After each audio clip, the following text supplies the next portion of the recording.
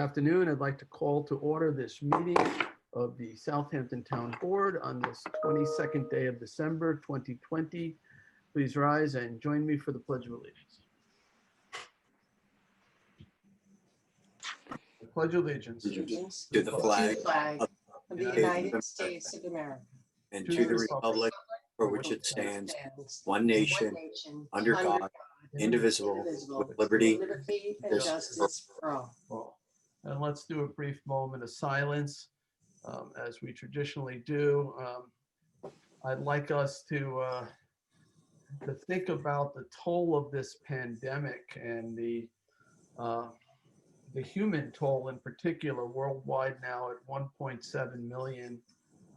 In the United States, 320,000 have perished. And in the state of New York, 36,147. It's been a long year. This is our last meeting of the year, and it has been a consequential year. None of us would have thought entering 2020 that we'd be going through a once in a lifetime, once in a century type of pandemic situation, and yet we are still in it as we move into 2021. And in particular, not only to remember those individuals lost, but to give our heartfelt thank you to all those who've been on the front lines, all the healthcare workers, emergency service workers, doctors, nurses, and even the cashiers in the grocery store, all those who are providing essential goods to us in the pharmacies all over the place, restaurant workers delivering food. There's been a lot of people who have put themselves in jeopardy to make sure that we could have the things that we need. So let's pause and thank them in silence, and also remember the lives lost from this pandemic. Let's join together.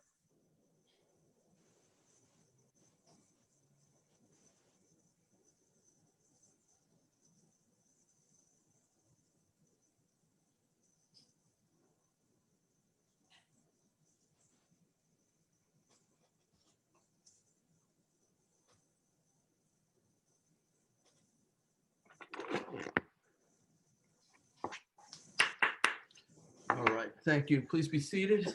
All right, Madam Clerk, would you please call the roll? Supervisor Schneiderman, Present. Councilwoman Lofstad, Here. Councilman Martell, Here. Councilman Bouvier, Here. Councilman Scavone. Present. All right, welcome everybody. All right, yeah, as I said, this is our last meeting of this year, and it's been quite the year. I see Ryan Murphy, who's sort of, very much has been on the front lines helping us through this year, whether it's understanding all the guidance or distributing, personal protective equipment, or, to people within the town, or changing town workspaces. There's been a lot of people involved with that, including Frank Zapone and Christine Fenton and lots of, Kristen Doulos. A lot of people have worked really hard this year in an effort to keep people safe. But maybe, Ryan, do you want to start things off with a quick update, as also become our tradition in this pandemic? Sure, Mr. Supervisor. Thank you. Wish we had good news, other than the fact that the vaccine is currently, being rolled out, the very beginning stages of the vaccination plan to healthcare workers and people that have direct contact with patients. Other than that, we have not such great news in the sense that the spread is still occurring. It's at elevated levels. We're averaging about a 25 or so person a day increase out here in Southampton town. We want to encourage people as much as possible to continue to try and avoid having any kind of gatherings, any unnecessary, any non-essential gatherings. Make sure that they're using masks and face coverings, maintaining social distancing. The gatherings portion of this is particularly important. We know that the majority of spread from the data is occurring through contacts at small household gatherings. We saw increases after Halloween. We saw increases again after Thanksgiving. With the holidays still upon us and New Year ahead of us, we need to just continue to make sure to stress to the public and our residents in the town of Southampton that although it's not going to make for as enjoyable a holiday as before, and it's going to be a different type of scenario than what we're used to, we need to try and keep the gatherings to just those who are your immediate family members and already in the household. We know this is tough, but we need people to try and do their part to help stop the spread as much as possible. We do not want to overwhelm our hospitals, who are all currently seeing increased COVID positive cases within the hospitals. And if we hit certain points there, with the hospitals being a big gauge for the new metrics from the state in terms of whether or not regions have to be closed down or we have to take other protective actions, if the hospitals continue to see the increase that they're seeing and we continue to have that problem, we face a possibility that we're going to return to some of the conditions that we're all familiar with from the spring. And we know what devastating economic impacts that will have on all of us, all of our communities, to add to the already devastating health impacts. So that's very important that we try and minimize the gatherings. Outside of that, the state has passed some additional extension of the rental relief program, which goes out to February 1st at this point. We know that there is a new mutation or strain of COVID-19 that's being seen in the UK. And it's on the radar of the state, and we're obviously paying attention to all the briefings that we get with regards to the fact that, international travel and travel from Europe is something that we are, need to be kind of concerned about right now. Thankfully, they're saying that the health effects of this new mutation of the virus that is out there don't seem to be any more or less devastating than the existing health impacts from COVID-19, but its ability to spread seems to be much greater right now. No more lethal of a strain, but just its ability to spread from person to person. Its contagion type of qualities seem to be a bit higher. And as I mentioned before, we have spoken with the hospitals, and they and their staff are being vaccinated. The start of the vaccination plan for the state of New York has begun. Phase 1 is available online on the state's website. If anybody wishes to, read up any more on it, it is just phase 1 that's out there right now. So we don't have tremendous insight into what the expectation is in terms of the timeline for general public rollout. It's starting with healthcare workers and those in long-term care facilities. And then it's going to be moving on based on, essential status and other factors, health factors that come into play, comorbidity type concerns, in terms of the way it rolls out to other people. So that's kind of what we know right now, and the status that we're at in terms of the viral spread in our area. Ryan, the governor, I had sent a letter at our sole tax assessor or sole assessor's request to get an exemption for having to come in person for the senior exemption. The governor put that in place the other day too. I think that's important. Yes, I believe that was put in place, as well as the ability to for tax exempt status organizations to be able to just roll their status forward from 2020 to 2021. I believe both of those things may have been incorporated into the same EO. Right. Executive. Yeah, we have a resolution on today for the to adopt that EO to put in place that there is people do not have to come into town hall to get their exemption. If they had the exemption last year, they'll get it this year without any additional paperwork. Excellent. And Ryan, we still have a yellow zone in 2 portions of the town of Southampton, portions of Hampton Bays, portions of East Quogue, portions of Shinnecock Hills, as well as portions of Flanders, Riverside, Northampton, are in yellow zones. And I think just to remind people that dining in those areas are restricted to 4 people per table, and gatherings to 25, no more than 25 people. That's correct. Though we really encourage people to not gather at all. The thought of even 25 seems like an awful lot. So we're asking people to refrain from gathering as much as possible. And that's hard in the holiday season, but you have to remember too that, you know, even somebody who just got tested may have had an exposure a day before that or 2 days before that, and they tested negative. It does not necessarily mean that they're not contagious. So, you know, be careful if somebody says, oh, I'm safe. You don't have to worry, I just got tested. Still, you really need to be cautious with, you know, the people who you choose to take your mask off around. So, all right, Ryan, any other questions for Ryan? We also continue to run the Red Creek testing site in cooperation with Southampton Hospital. They were operational yesterday. They'll be testing again tomorrow. The information about the testing site is available on the town website. Appointments are required, I would say. They technically they're encouraged, but if they become too busy with a full schedule, they will turn away walk-ups. If it's a slow day, which we have not experienced lately, they have tried to entertain walk-ups. So I would suggest that anybody interested in getting testing at that site, make it an appointment. Otherwise, they may not be able to be seen. It's Mondays and Wednesdays from 9 a.m. to 4 p.m. Yesterday, approximately 110 more individuals were tested at that site. There's clearly a demand or a need in the community for that testing site availability still. So we will keep that running and operational with the hospital as long as possibly can, so that it's another alternative location for people to go to. Okay, thank you, Ryan. And, you know, thank you for all the work you've done this year to keep us safe. This was your first year with the town, and you rose to the occasion. And I know you put in tremendous amount of hours, and you've been a great resource for all of us, you know, during this pandemic. So thank you again. Thank you. Hoping 2021 slows down for us.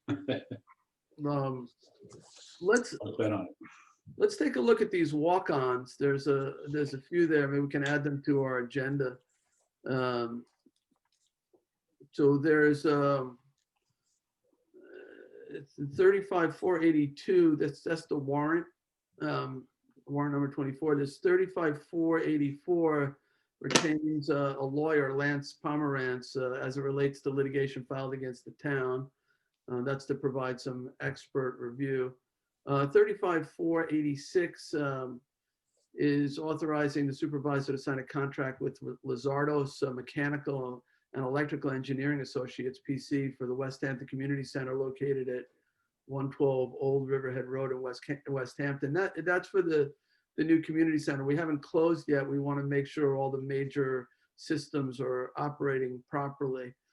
35,489 authorizes the Southampton Town Sole Assessor to suspend the exemption renewal requirement. That's, Jim was talking about this, of real property tax law sections 459C and 467 pursuant to the governor's executive order 202.83. 35,491 authorizes payment to Chief Stephen Skrinicki. That's some of his unused vacation. And then there's one other, 35,492. It's a notice of public hearing to consider deleting Town Code 330-167B3 in connection with the Zoning Board of Appeals authority to approve a change in a non-conforming use and enact Town Code 330-185.1 to have this review conducted by the town board. So that would set a hearing in late January to consider switching the authority from the zoning board to the town board for the conversion of one non-conforming use to another. Is there any other walk-ons? Okay, does anybody have an objection to taking them all as one? All right, let me make a motion to walk all of them on. There were how many? Six total. Six total. All right, is there a second? Second. seconded by Councilman Martell. All in favor? Aye. Aye. Okay, that was unanimous. So Sunday, we'll take those up at the end. Okay, so next I'd like to make a motion to approve the minutes of our December 8th, 2020 meeting. Who seconded? Tommy John Scavone? Tommy John. You're muted. Okay, seconded by Councilman Scavone. All in favor? Aye. Aye. Approved. Okay, Sunday, would you read the communications? Certainly. The communications have been received in my office of the town clerk. We have received public notices from the New York State Department of Public Service, a notice of virtual public forums regarding tropical storms and power outages from PSEG and Long Island customers. This will be January 12th, 2021 at 4 p.m. Village of North Haven, public hearing notice. Village of Southampton, Board of Architectural Review and Historic Preservation, public hearing notices for two locations, 950 Meadow Lane and 980 Meadow Lane in Southampton Village. In the Village of West Hampton Beach, emergency order number 19 was filed. New York State liquor license, 30-day advance notice to municipality for a new location. That's actually, we have found not in our jurisdiction. Town fire districts, 2021 organizational meeting notices for the East Quogue and Flanders fire districts. East Quogue, their meeting will be held January 7th at 7 p.m. and Flanders is January 6th at 6 p.m. Letters, emails, and land use applications have been received regarding the following. Letters and emails regarding proposed regulation of battery energy storage systems and proposed changes to Chapter 205 Waste Management. Zoning Board of Appeals applications have been received for 101 Dune Road, East Quogue, 131 Butter Lane, Bridgehampton, and 186 Crescent Avenue in Watermill. The following bid openings took place. The first was for an outboard motor. No bids were received. Town Hall accessibility, new elevator. And the following report was filed in my office, at the town clerk's office, from the Row Industries Superfund site, groundwater status reports for July, August, September, and October 2020. And that concludes the communications for this meeting's agenda. Thank you, Sandy. Okay, let's move on then to public hearings. Sunday, would you read the first public hearing notice? Public hearing number 1, to accept a grant of conservation easement from Joseph Zachary Gaza for property to be maintained as open space located at West Hampton, Suffolk County Tax Map number 900, 329-1-2.3, pursuant to Southampton Town Codes 44-4, obtaining a development rights certificate, and 247 General Municipal Law of the State of New York. Thank you, Sunday, and I believe our planning director, David Wilcox, will introduce this. Yes, good afternoon, Supervisor and Town Board. This application was withdrawn by the applicant, so we would simply close the hearing and take no action.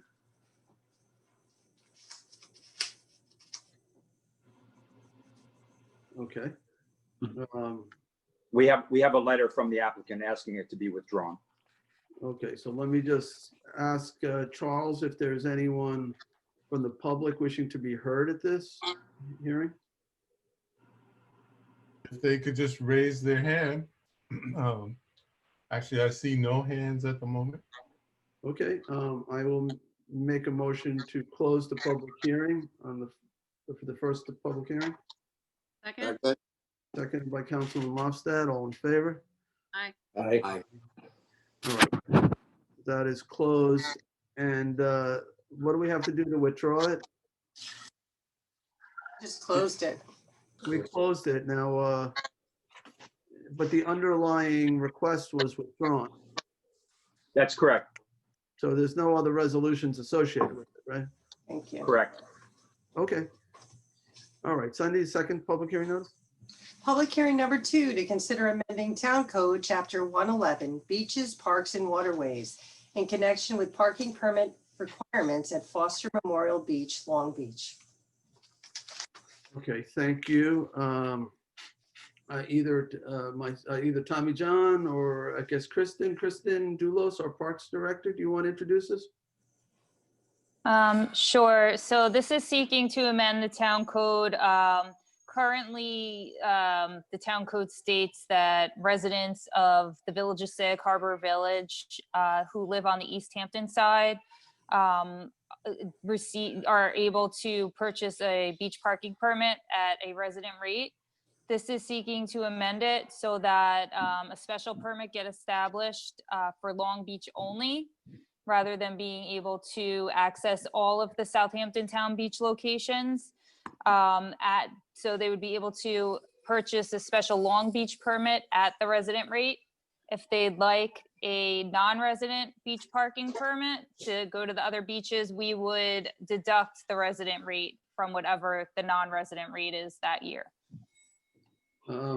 Is there going to be a separate permit, identifiable permit that will be issued to these people? Yes, we've already been looking at designing, some potential design options. It would be a different color than any of the permits we have for that season, and it would specifically say Foster Memorial Long Beach on it. And Kristen, would these permits be available to these folks on the East Hampton side of the Village of Sag Harbor at Long Beach, Foster Memorial Beach? Yes. Yep. Okay. We would sell them at Long Beach. We've sold permits to that demographic from Foster Memorial in years past. We estimate we've probably sold approximately 250 permits a year to people who are residents of the East Hampton side of Southampton Town. So, that's an estimate on what we would think we would sell. Okay, good. All right, any other questions for Kristen on this? No questions, but I just want to give a little bit of history. When the Sure. Foster family dedicated Long Beach, as it's called locally, Foster Memorial Beach, to the town of Southampton, they also dedicated it to the Village of Sag Harbor, which is another municipality. And at that time, presumably the town just allowed the village to have access to all town beaches. And this is just tightening up that section of our code. You're absolutely right. Yeah, there was just never a separate permit made specifically for that beach. So they've been getting access to the full resident permit. So, as an East Hampton resident, they're getting the full benefits of being an East Hampton resident and the full benefits of being a Southampton resident, when really the intention was to give them access to Foster Memorial Beach. Right. Yeah, because a Southampton resident is paying taxes that help support our beaches. The $40 fee doesn't cover the cost of managing all of our parks.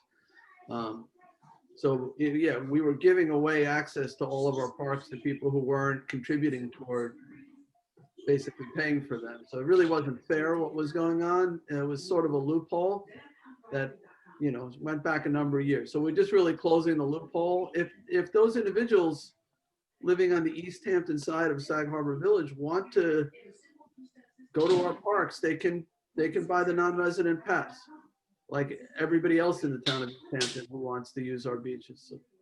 So, okay, any other questions for Kristen? All right, let's see if the public has anything to say on this. Charles, anybody wishing to comment? I see no hands today. Wait, board, what do you want to do? You want to leave the written record open? This is something that we factored into the budget. I don't know to what degree, but so we could adopt it today. I don't even know if there's an adopting resolution in the packet for today. So No, there's no adopting resolution. yeah, so why don't we close the hearing and leave the record open for what, a week or 2 weeks? What do you guys want to do? 2 weeks? 10 days. Yeah, I mean, it's not like we're in a hurry for the beach. Right. You know, we don't have the parking restrictions in place right now. So let's do 2 weeks. Everybody okay with that? All right. Yes. So we'll close the hearing, leave the record open for 2 weeks for written comment. All right, I'll make that motion. Is there a second? Second. Seconded by Councilman Schiavone. All in favor? Aye. Aye. All right. Thank you. All right, Sunday, Thanks. can we go to the third public hearing? Public hearing number 3, to consider amending various sections of the town code in connection with the regulation of battery energy storage systems within the town. Thank you. And Michelangelo Lieberman from our planning department is going to introduce this, and he's already switching to screen share mode. So hopefully you can all see this, and I'll turn it over to Michelangelo.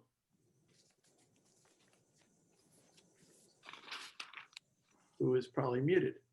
Can you hear me now? Yep. Yes. Okay, great. Sorry about that. I called in as well. The connection here has been a little unstable. So where we last met, we, one second, let me just turn this off. Okay, great. So when we last met, we discussed our battery storage code, and we recognized that there were some revisions that we needed to go over. So I have it here in front of us, and I'm going to scroll down to where in red. And these are just minor amendments in reference to the table of use. One second. Okay, as you can see here, we'll have the amendments are indicated in red, where we added a subsequent column permitting small scale battery storage systems across the board. And I apologize that it's on this angle. It's the only way it fits on the page. And we also considered the town board's recommendations regarding permitting this in LI 200. You can see here on this page where we have, again, the permitted use across the board for the smaller scale battery storage systems in the business district as well as in the industrial district, and then permitted as, excuse me, permitted by special exception in LI 200. If anyone wants to get interrupted at any point, we can go over this a little bit more in detail. But essentially, it's really more, we always recognize that they would be permitted on a small scale across the board, thinking along the lines of a generator. However, we didn't add it in our table of use. Now we've amended the table of use to include that. Okay, second, so additionally, we reviewed some of the public comments that were written towards us, and specifically regarding lightning rods and some concerns with height restrictions. Some of these public comments were merited. In other instances, they lacked familiarity with our existing code. But I did double check on some of them, specifically the lightning rods, or I checked with the chief building inspector, and lightning rods would not be considered or contemplated in the height restrictions. So that wouldn't be an issue. Councilman Julie Lofsted had concerns regarding decommissioning. So decommissioning, while for these larger systems, we do, as you are all aware, require a decommissioning plan as well as a decommissioning fund. However, there are some concerns with the decommissioning of the smaller systems. We don't want to see them in our waste stream, but due to our existing policies, we wouldn't allow.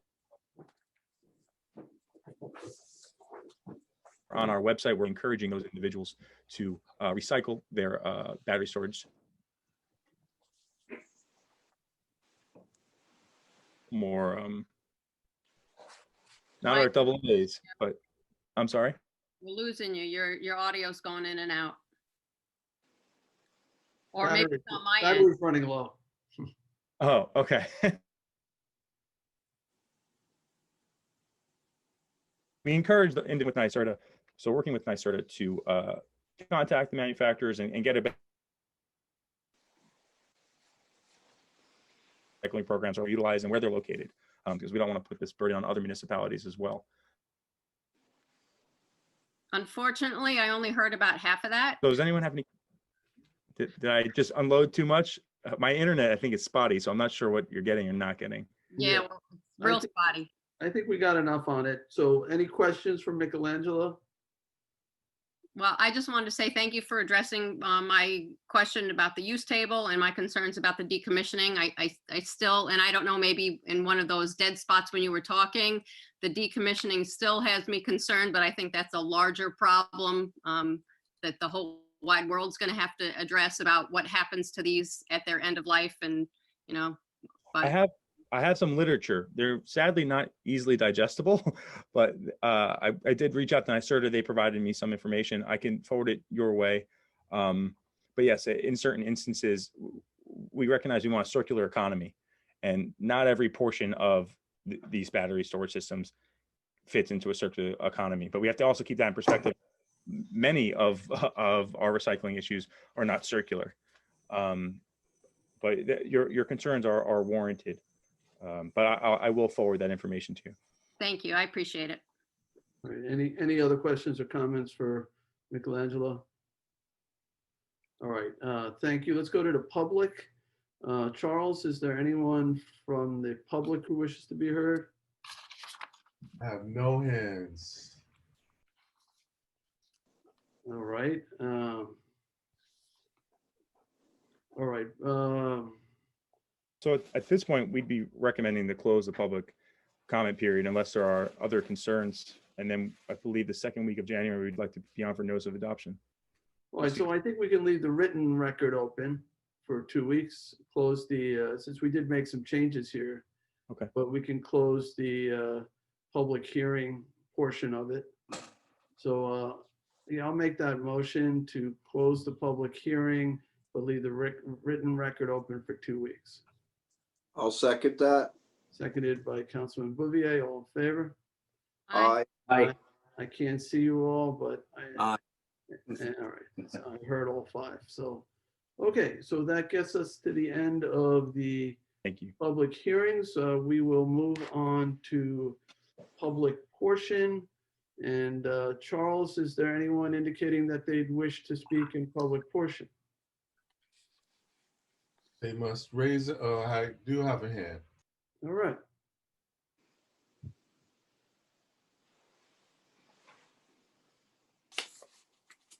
Bring them in. Cindy.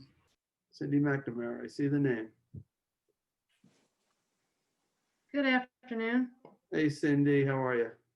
Good. Happy Cindy holidays. McNamara. Happy holidays to you. We'll give you 3 minutes to speak your mind, whatever you want to talk about.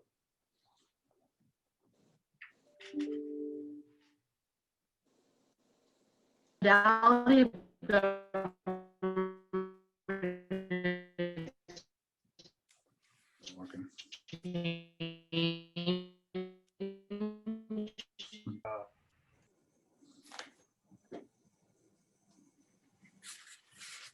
The wonders of technology.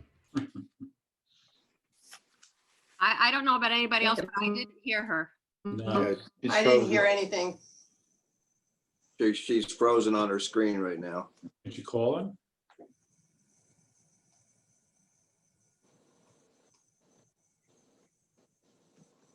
You can call it.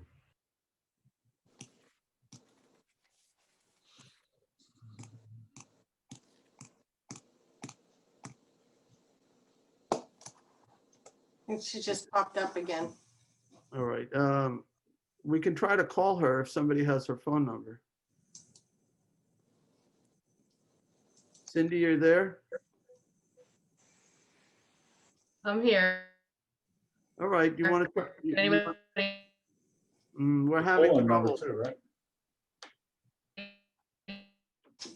Yeah, there's something wrong with her audio connection. Hear me? Cindy, if you can you hear me? If you can hear me, Cindy, the telephone number to call into the Zoom meeting is 929-205-6099.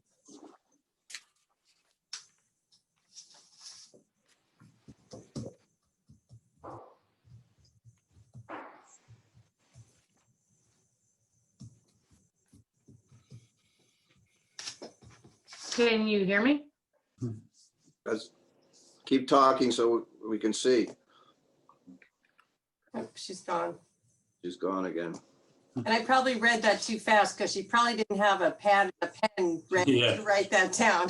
So if she comes back, Uh, Well, we You want to can- give it to me and I can email her? certainly. It's 929. 9-205-6099.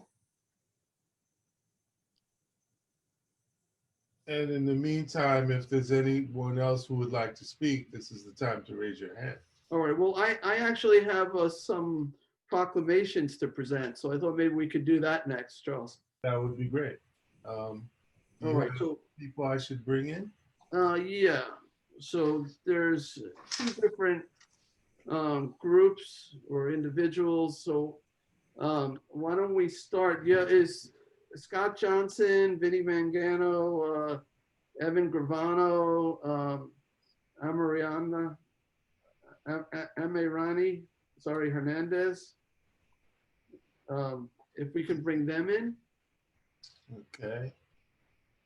I'll say that again, Scott Johnson, Evan Gravano, Amirani, Hernandez, and Vincent Mangano.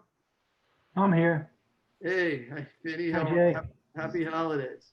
Thank you, Jay. It's good to see you. You too. I can't see you though. I hear you. I don't know why. Oh, hold it. Maybe I'll turn it- How about now? Hey, there he is. There I am. Pickleball ambassador for the town of Southampton That's right. and beyond. Yes. All right, so let's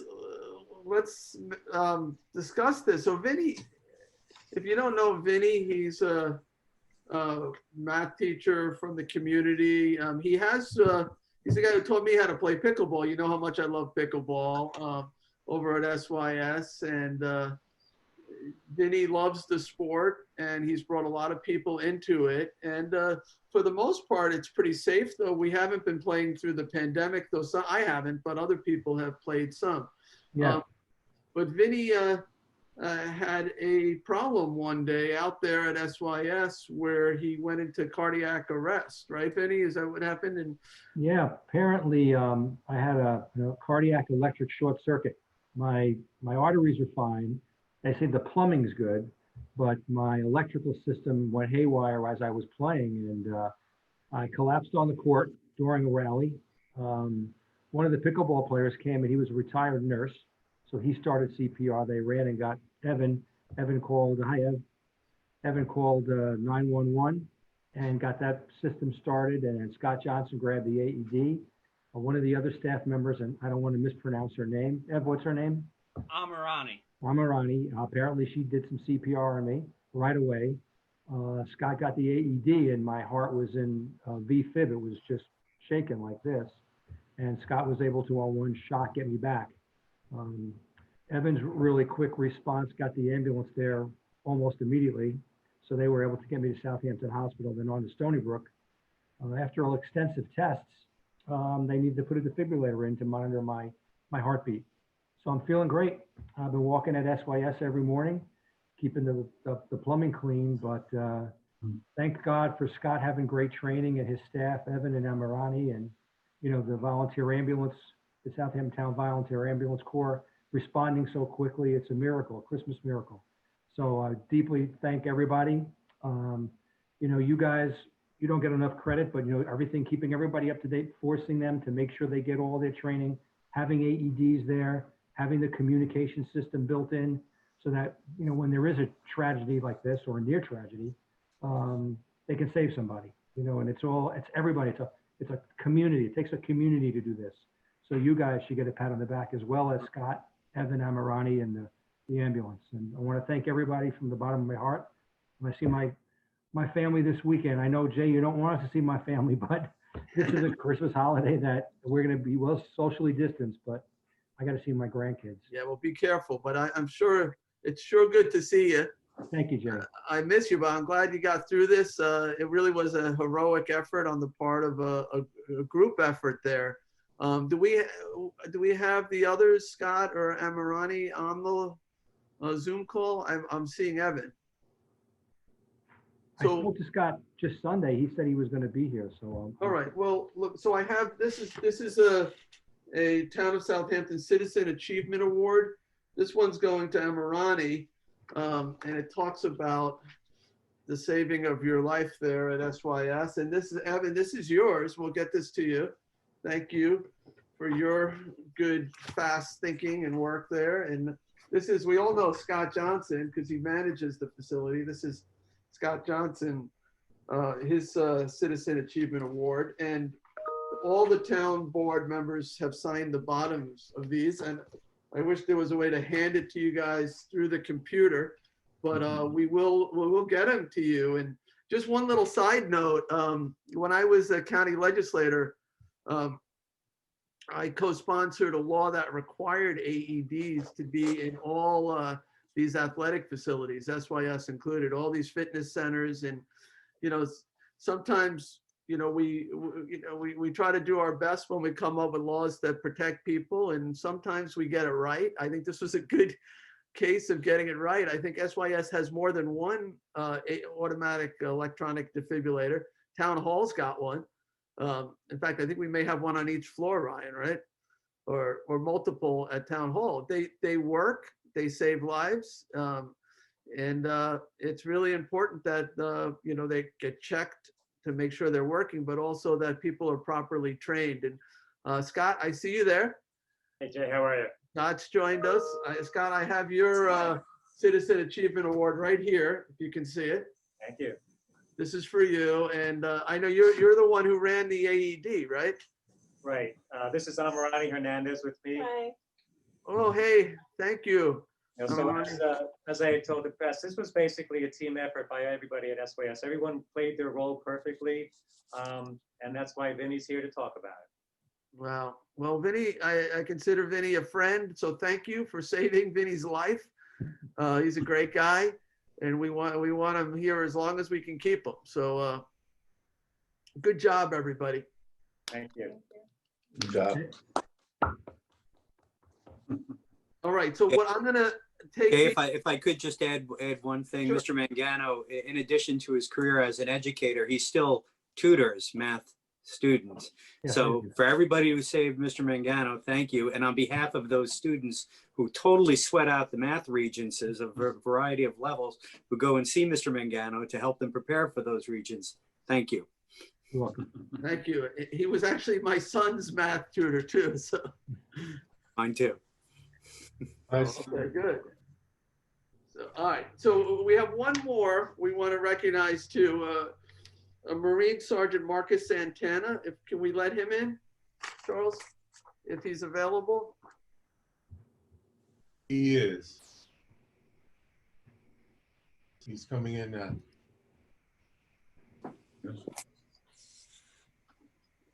There he is. Hello, Hey, Sergeant, how are you? Good to see you, Marcus. I'm doing well, Jay. All Can't right. complain. So I have a Citizen Achievement Award for you in special recognition and grateful appreciation of your outstanding service to the community. The town of Southampton is proud to acknowledge the dedication and bravery of your actions on Flanders Road the morning of November 24th, 2020. Thanks to your quick response and grace under pressure, one of our neighbors enjoys today the precious gift of life. As demonstrated in your exemplary deeds, you have served tirelessly, professionally, and unselfishly to make our home a better and safer place in which to live. And this is signed by all 5 of us on the town board. First of all, thank you for your service in general to our nation. I see you're highly decorated there in uniform. And do you want to talk at all a little bit about what happened and from your perspective with this save? Well, it was just a regular day for me going to work, and it was a busy traffic jam over at the circle. I'm sure many of you know.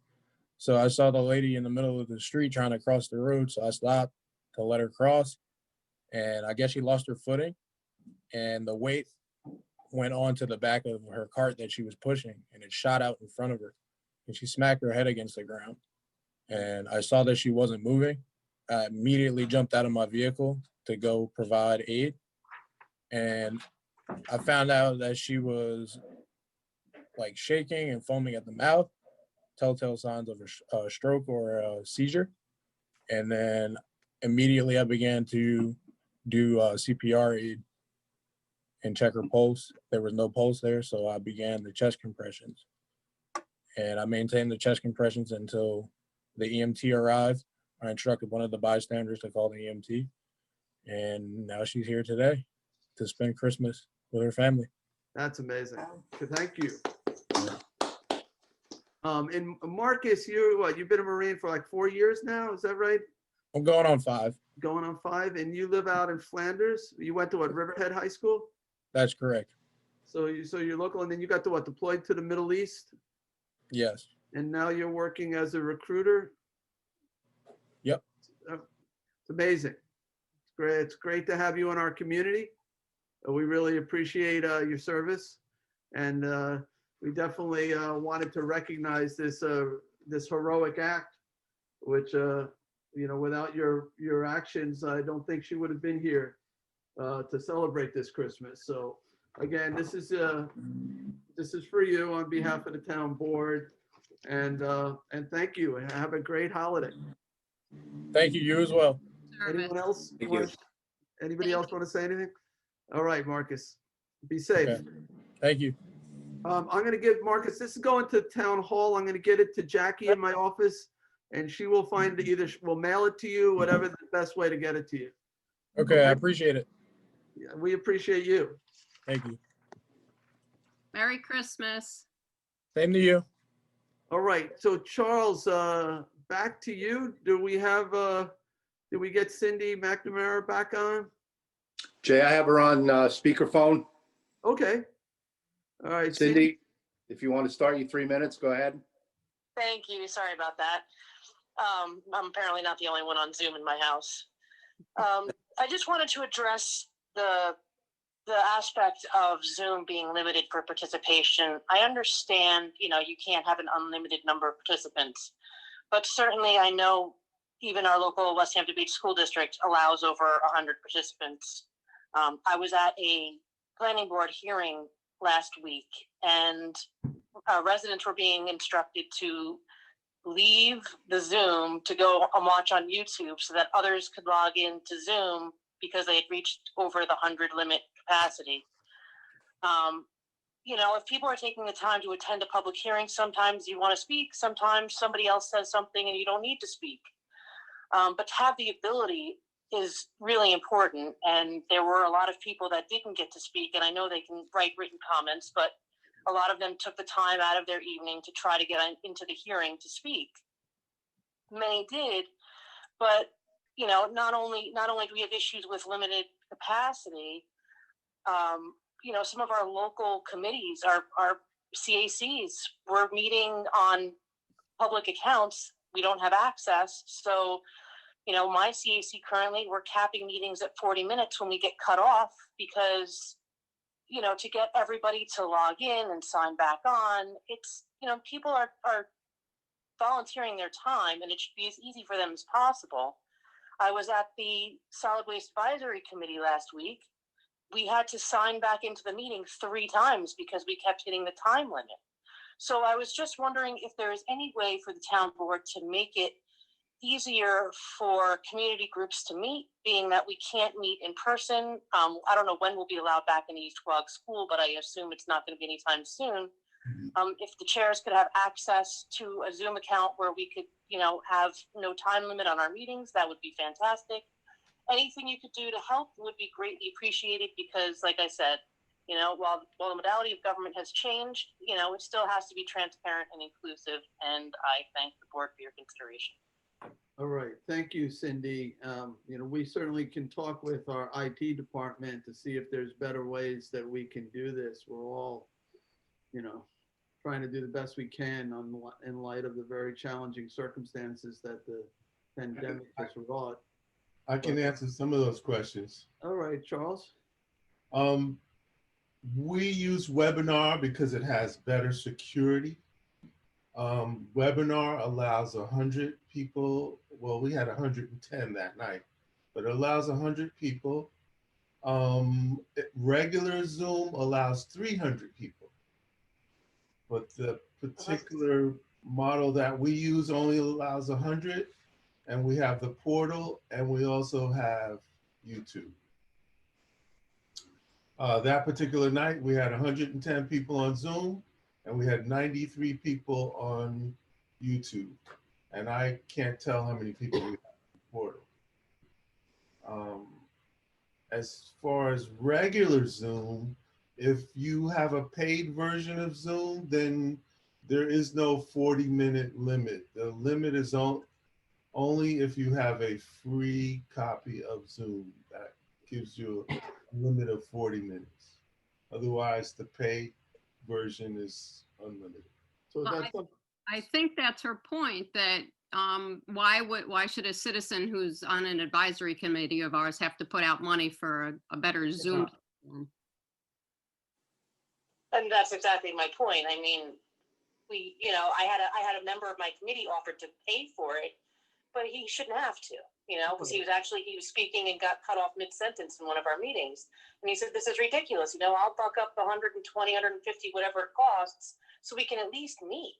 Yeah, no, you Not shouldn't. worry have to about do a that. countdown The town ought to be providing its citizens advisory committees the ability to meet during the pandemic. So we can figure that out, Cindy, in terms of the CAC. Okay. Work with Julie in our IT department and Frank and maybe Len, Julie. Okay. And we'll make sure that we have a way for you to use the town's account for those Zoom meetings. All right? Okay, will do. Thank you. All right, no problem. All right, Charles, anyone else? See no other hands, Jay. All right, I will make a motion to close public portion. Second.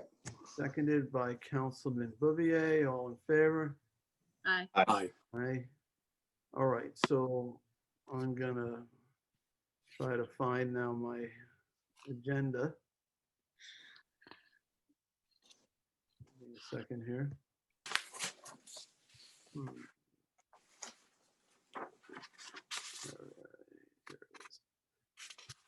All right, so we're gonna do resolutions. We're gonna start with resolution 1079 of 2020 being offered by Councilman Bouvier. John, do you want to read?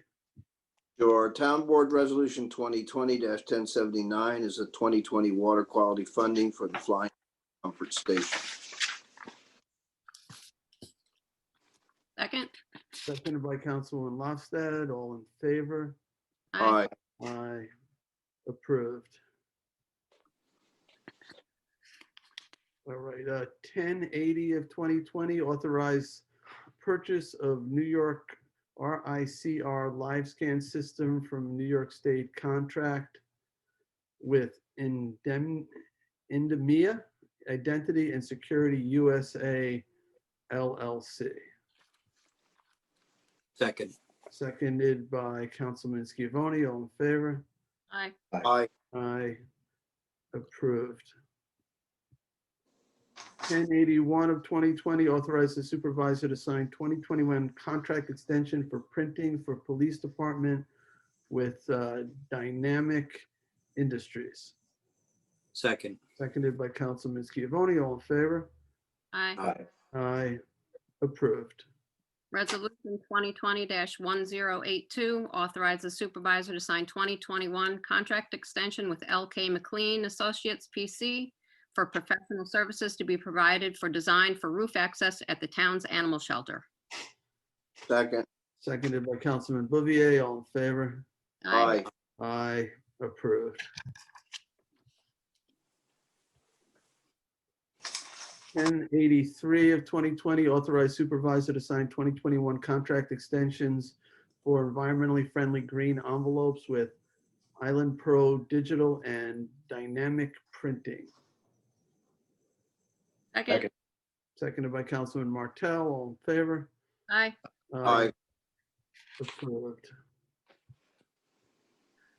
1084 of 2020, authorize supervisor to sign a contract, it should say a contract, it says an contract, Scrivener's error. Authorize supervisor to sign a contract with Lero Engineers, Inc.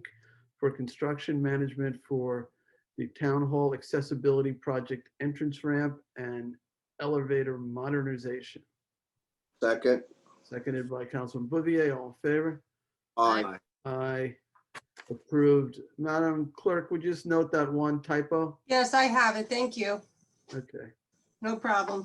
All right, 1085, 2020, authorize supervisor to sign contract amendment and extension with Nelson and Pope Engineers and Surveyors for construction management for the second phase of the Town Hall venting and air conditioning design. Second. Seconded by Councilman Bouvier. All in favor? Aye. Aye. Approved. Town Board Resolution 1086, 2020, authorize the purchase of roll-up doors from Superior Overhead Garage Door Incorporated using the Suffolk County contract. Second. Seconded by Councilman Lofstad. All in favor? Aye. Aye. Approved. I think that's for the salt barn. 1087, 2020, authorize the purchase of window treatments from East End Blinds and Window Treatment. Second. Seconded by Councilman Schiavone. All in favor? Aye. Aye. Approved. Town Board Resolution 1088 of 2020, authorize the supervisor to execute a 2021 Parks and Recreation agreements for programs. Second. Right, seconded by Councilman Bouvier. All in favor? Aye. Aye. Approved. Town Board Resolution 1089 of 2020, we're going to withdraw till next month.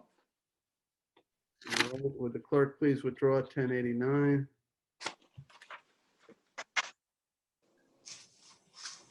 Ready? Julie, go Okay. ahead. Julie. Yep. Resolution 2020-1090 authorizes supervisor to execute 2021 Youth Bureau agreements with Youth Bureau programming consultants. Second. Seconded by Councilman Schiavone. All in favor? Aye. Aye. Approved. Town Board Resolution 2020-1091. It's authorized the supervisor to execute a 2021 contract extension with Johnson Electrical Corporation, maintain and repair traffic signals within the town. Second. Seconded by Councilman Martell. All in favor? Aye. Aye. Approved. All right, 1092 of 2020, authorize, this is co-sponsored with Councilman Bouvier, authorizes the supervisor to execute a contract with a part-time program coordinator for the Peconic Estuary Program. Second. Seconded by Councilman Bouvier. All in favor? Aye. Aye. Approved. 1093 of 2020, also co-sponsored with Councilman Bouvier, authorizes the supervisor to execute a contract with Cornell Cooperative Extension of Suffolk County to partner with the town for passive permeable reactive barriers at Iron Point. Second. Seconded by Councilman Bouvier. John, is this still happening, this Iron Point PRB? Oh, it's got to change the title. It was county money. It's been moved to another account. So, and I'd gotten a note from Allison Mancuso to make that change. That account's been sitting with that money in it for a couple of years. So it's been diverted to another project, another Cornell project. Okay. So that Is she there- needs. I'm sorry, do you have the change that you need? I to? don't. I was trying to get that from Allison. She had mentioned that in passing. We keep passing this, but the Cornell is not going to do that project, so it has the wrong name on it, and I just don't have that. I'm sorry, Sunday. Are you going to table this until you have the information, or how are you going to handle this? What I want to table it until then. I think that's the right thing to do. All right, so let's change the motion to approve. And the second to, I'll change the motion to a motion to table till I just got, actually, just so you know, I just got a text. It's moving, it's being moved to the Riverside Maritime Project. Oh, the money is. Yes. So we'll table it and we'll bring that in with the right, and make it right. Sounds like a good idea. Okay, so I'll make a motion to table what, to the next meeting, I guess? Yeah, that'll be fine. And I'll second that. All right, John is seconding this, the tabling motion. All in favor to table? Aye. Aye. All right. So. Okay, on to the next. Yep. Town Board Resolution 2020-1094. So authorize the supervisor to execute an extension with Clearflow Technologies Incorporated for the acceptance of North Sea landfill leachate wastewater. Second. All right, seconded by Councilman Lofstad. All in favor? Aye. Aye. Mr. Supervisor, I just wanted to clarify when you said the next the next town board meeting, I'm moving it to the next regularly scheduled town board meeting. Yeah, not the organizational. January 12th. Yes, thank you. Yes. Thank you. All right, 1095 of 2020, authorize the supervisor to execute 2021 fire protection contracts with the 2020, I'm sorry, authorize the supervisor to execute the 2021 fire protection contracts with the Village of Sag Harbor for the Noyak and Bay Point Fire Protection Districts. Second. Seconded by Councilman Schiavone. All in favor? Aye. Aye. Approved. All right. Next one is 1096 of 2020. Authorize the supervisor to execute the 2021 fire protection contracts with the Village of Quogue for the North End Quogue Fire Protection District. Second. Seconded by Councilman Schiavone. All in favor? Aye. Aye. Approved. 1097, authorize the supervisor to sign 2021 contracts for CPF appraisal services. Second. Seconded by Councilman Bouvier. All in favor? Aye. Aye. Approved. 2020-1098, co-sponsor with Councilman Schiavone, rescinds Town Board Resolution 2020-916 that authorized the supervisor to sign 2021 contract extension Green Velvet Tree, Inc. for tree and stump removal for east and west of the Shinnecock Canal. Second. Seconded by Councilman Schiavone. All in favor? Aye. Aye. Approved. Town Board Resolution 2020-1099 is a 2021 notice to bidders for acceptance of towns of Southampton North Sea landfill leachate wastewater. Second. Seconded by Councilman Lofstad. John, didn't we just do a resolution related to the leachate at the North Sea landfill? This is a contract to accept that wastewater. The other was to put in the extension of the contract. Thank you, Julie. Okay. All right. All in favor? Aye. Aye. Approved. All right. 1100 of 2020 amends the 2020 budget for various departments. Second. Seconded by Councilman Bouvier. All in favor? Aye. Aye. Approved.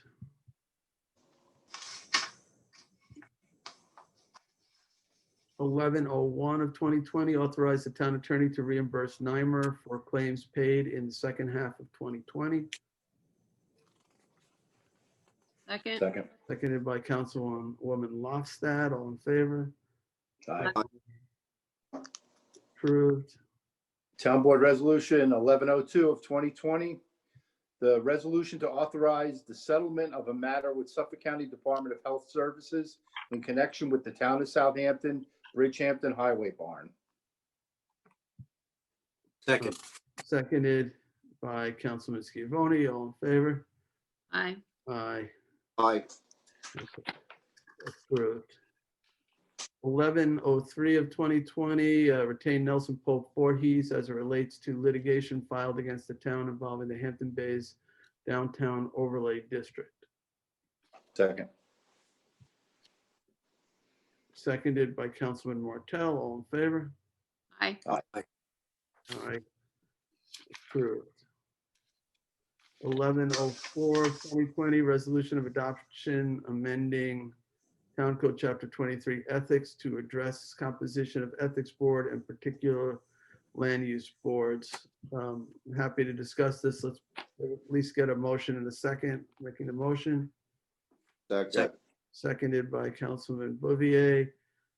We held a hearing on this, so this says before that you could not have more than 3 members of the same party on Zoning Board of Appeals, Conservation Board, and Planning Board. This will increase it to 4. And It applies to officers of the, yeah, and it prevents officers of a political party officer of a local political party committee would be not able to serve. They could serve if they step down as an officer. for local Southampton town. Yeah, Southampton town. Do we need to say Southampton town, or is that sufficient to say local? I think we had discussed that, and I think Kathleen Murray had reached out and made that change. The definition probably would do it. Yeah, Let's see. it was changed in the language. Let me see.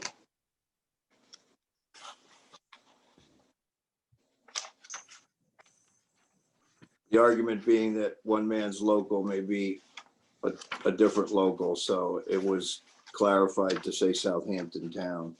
I'm not seeing that in the version that I have in front of me.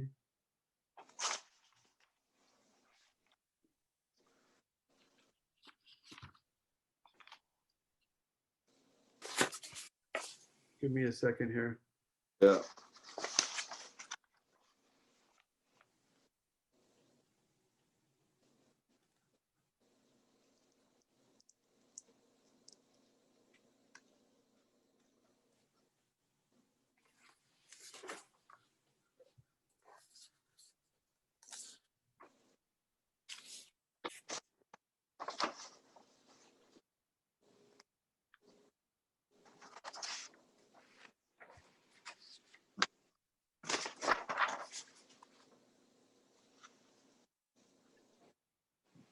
Jim, what can we do here? Can we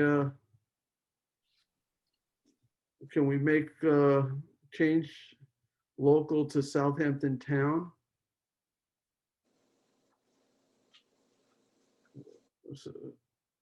Jim, you're muted.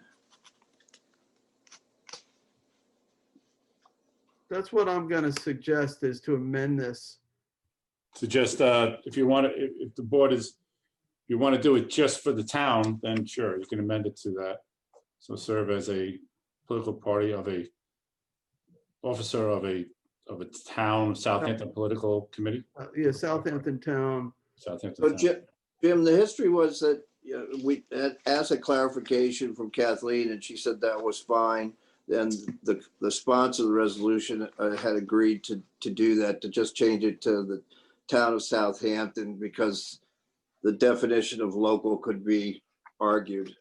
Sure. No, right. If you want to, if you're looking to do it just for town and not the county level, then I'd be specific. Yeah, so why don't we change wherever it says local to Southampton town? This is just for the planning board and Yeah, for the appointed boards. land use boards, yeah. Okay. Yeah. Let me just see if I've already. Because you're more restrictive on the ethics board, which is probably makes sense. Yes, and that was fine. Yeah.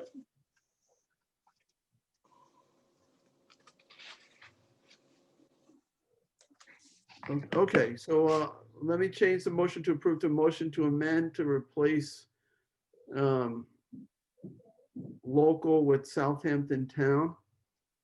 Yeah, I think in section N, appointed board, Yes. no appointed board member of the town's planning board, zoning board of appeals, or conservation board shall simultaneously serve as a political party officer of a local political party committee. Yeah, because I see other occurrences of the word local that are Yeah. not related, so. It's supposed to be changed to. Yeah, I town of think it's South. just, I agree. I think it's just an N. I don't see it anywhere else. Yeah, and just an N, that's where it matters. Okay, so I'm gonna make a motion to. Jim, will you forward that to me, please? Yes. All right, Yeah.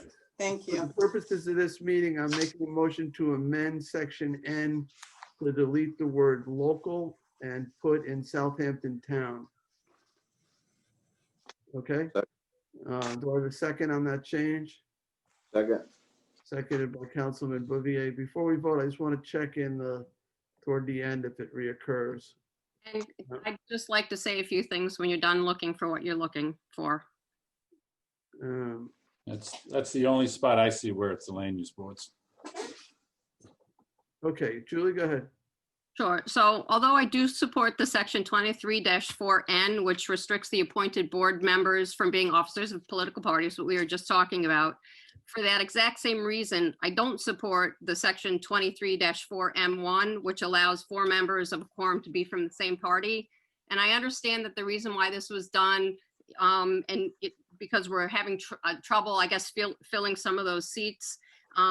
I think that we should dedicate more time and energy to filling those seats. We have lots of passionate people in our town who may be interested and just don't know about it because they're not affiliated with any political party. They're just regular people. And and for that reason that I agree with part of this, but not for the other part, I am going to abstain from this. I'd like to address that because I feel like the way the law is, it unfairly restricts participation in these committees based on party registration. So you can't allow somebody onto a committee simply because how they're registered. I don't know of any town that has this law in any form, and town of Southampton has it so you can't have a majority on any of the land use committees. Obviously, the town board has a majority of one party. The community has chosen or elected a majority of one party to be on the town board that appoints these members. And yet we can't have a majority of one party on any of the major land use. So people who might be willing to serve either can't serve or they just have to change their party registration, which has been the practice in the past. People just change their party registration to serve. But, most towns, you'll find these boards are 100% one party. At the party that's typically in control. And I wanted to preserve the sense of bipartisanship, the sense of a dissenting opinion, 2 sides to the conversation. So I decided not to propose eliminating it entirely, but to allow a simple majority, but that's it, not a super majority or 100% of a committee at one party. So I think it's still pretty good. It's better than any place else. Parts of me still don't like it because I don't even like to look to see how somebody's registered. Now, with this law in place, if I'm thinking of putting or recommending somebody to serve on a board, I have to check their party registration to make sure I'm not violating this provision. I'd rather just look at somebody based on the merits, the skills that they bring to the table, their record of community service. I think party has nothing to do with it. So I do think this law is an improvement over what's there. Because I do think it punishes individuals by prohibiting or preventing them from serving that otherwise would be good members and reflective of the same majority, perhaps, that's on the town board, or not necessarily, because we could allow a majority of Republican, majority of conservative, majority of working families. But right now, you can't allow a majority of any party. And I just think that's an unfair restriction, personally. And I respect your opinion. And I respect yours. Thank you. Anyone else on this? Yeah, Supervisor, to clarify, did you put this forward because we're having trouble finding people to serve on boards? That wasn't my understanding. No, I thought this was an undue burden. I Okay. thought it was unfair. In fact, there are some people who might want to serve, but they have to change their party just to serve. And that seems silly to me, to force people to change their party. There's no reason why you shouldn't be able to have a majority of members of one party on a board. And remember, the ethics board prevents anybody who's active within a party, a committee person, from serving. The one change I made for these land use boards is to say nobody who's in a authoritative type of position, a policy-making position, an operative, if you will, like somebody who's an officer in a political party who might be more involved in selecting who the potential candidates are and things like that. I felt like, or maybe even who gets appointed, who doesn't get appointed. I felt that if you're going to be active at that level in a local party, you should not serve on one of these boards or leave that position. Leave that position so that nobody feels any, not that anybody is putting any pressure on anyone, but just to avoid even the slightest appearance of political pressure, because we don't want politics in land use. I think we all agree on that. Yes. If an individual on one of our boards wanted to change their party affiliation, and we were, I don't know, for lack of a better word, full with our 4 party, whatever party it is, they would have to, I'm just wondering what would happen with that individual. Would they have to resign from the board, or would one of the other 4 members have to resign from the board? It wouldn't seem fair that 4 would be able to serve in that political party, whereas the person who wants to register in that party cannot. So I don't expect answers, but there is something in the bill. Can somebody pull up the resolution? I'm looking for it. Oh yeah. There is a provision as to what you need to do. I didn't see it.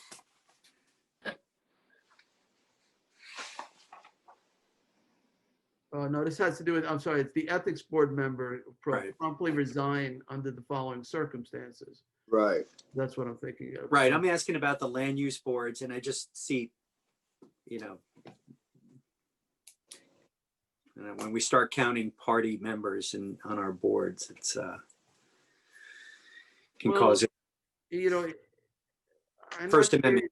You may know better than me, like when you're switching registration to a party, does it take immediate effect, or does it, do you have to wait a certain period of time?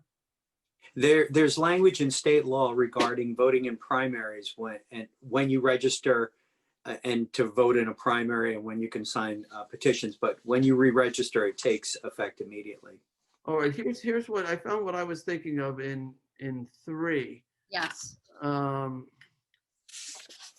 In any event, all right, a board member changes political party membership or affiliate, the town board shall take any and all appropriate measures to ensure that the board on which such changing member sits is in compliance with the requirements of this section. Said changing board member must promptly inform the town board of his or her change in political membership or affiliation, and for the purposes of this section shall immediately be considered a member or affiliate of the political party to which he or she has changed.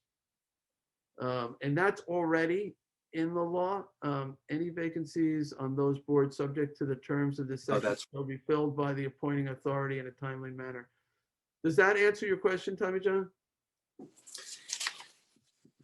Yes, it's not in front of us. It's in the code, right? That's already there. It's listed in the body of this bill as well. 23-4M3 is what Dave was just reading. The existing language in the code. It's under standards of conduct. Yeah, I understand what you're saying, Councilman Schiavone, but about the infringement on on freedom of speech and whatnot. But Yeah. I guess you cross that bridge when you come to it, I suppose. It's, Thank you. yeah. All right, so. There is another spot, Mr. Supervisor, just in the legislative intent where it references the local. Kathleen Murray came in, and thank God for Kathleen. She just pointed out that was also in the second paragraph of the legislative intent, where it says a political party officer of a local party committee. So we'll make that same change. Instead of local, will be a Southampton town. So it's in the legislative intent as well as section N.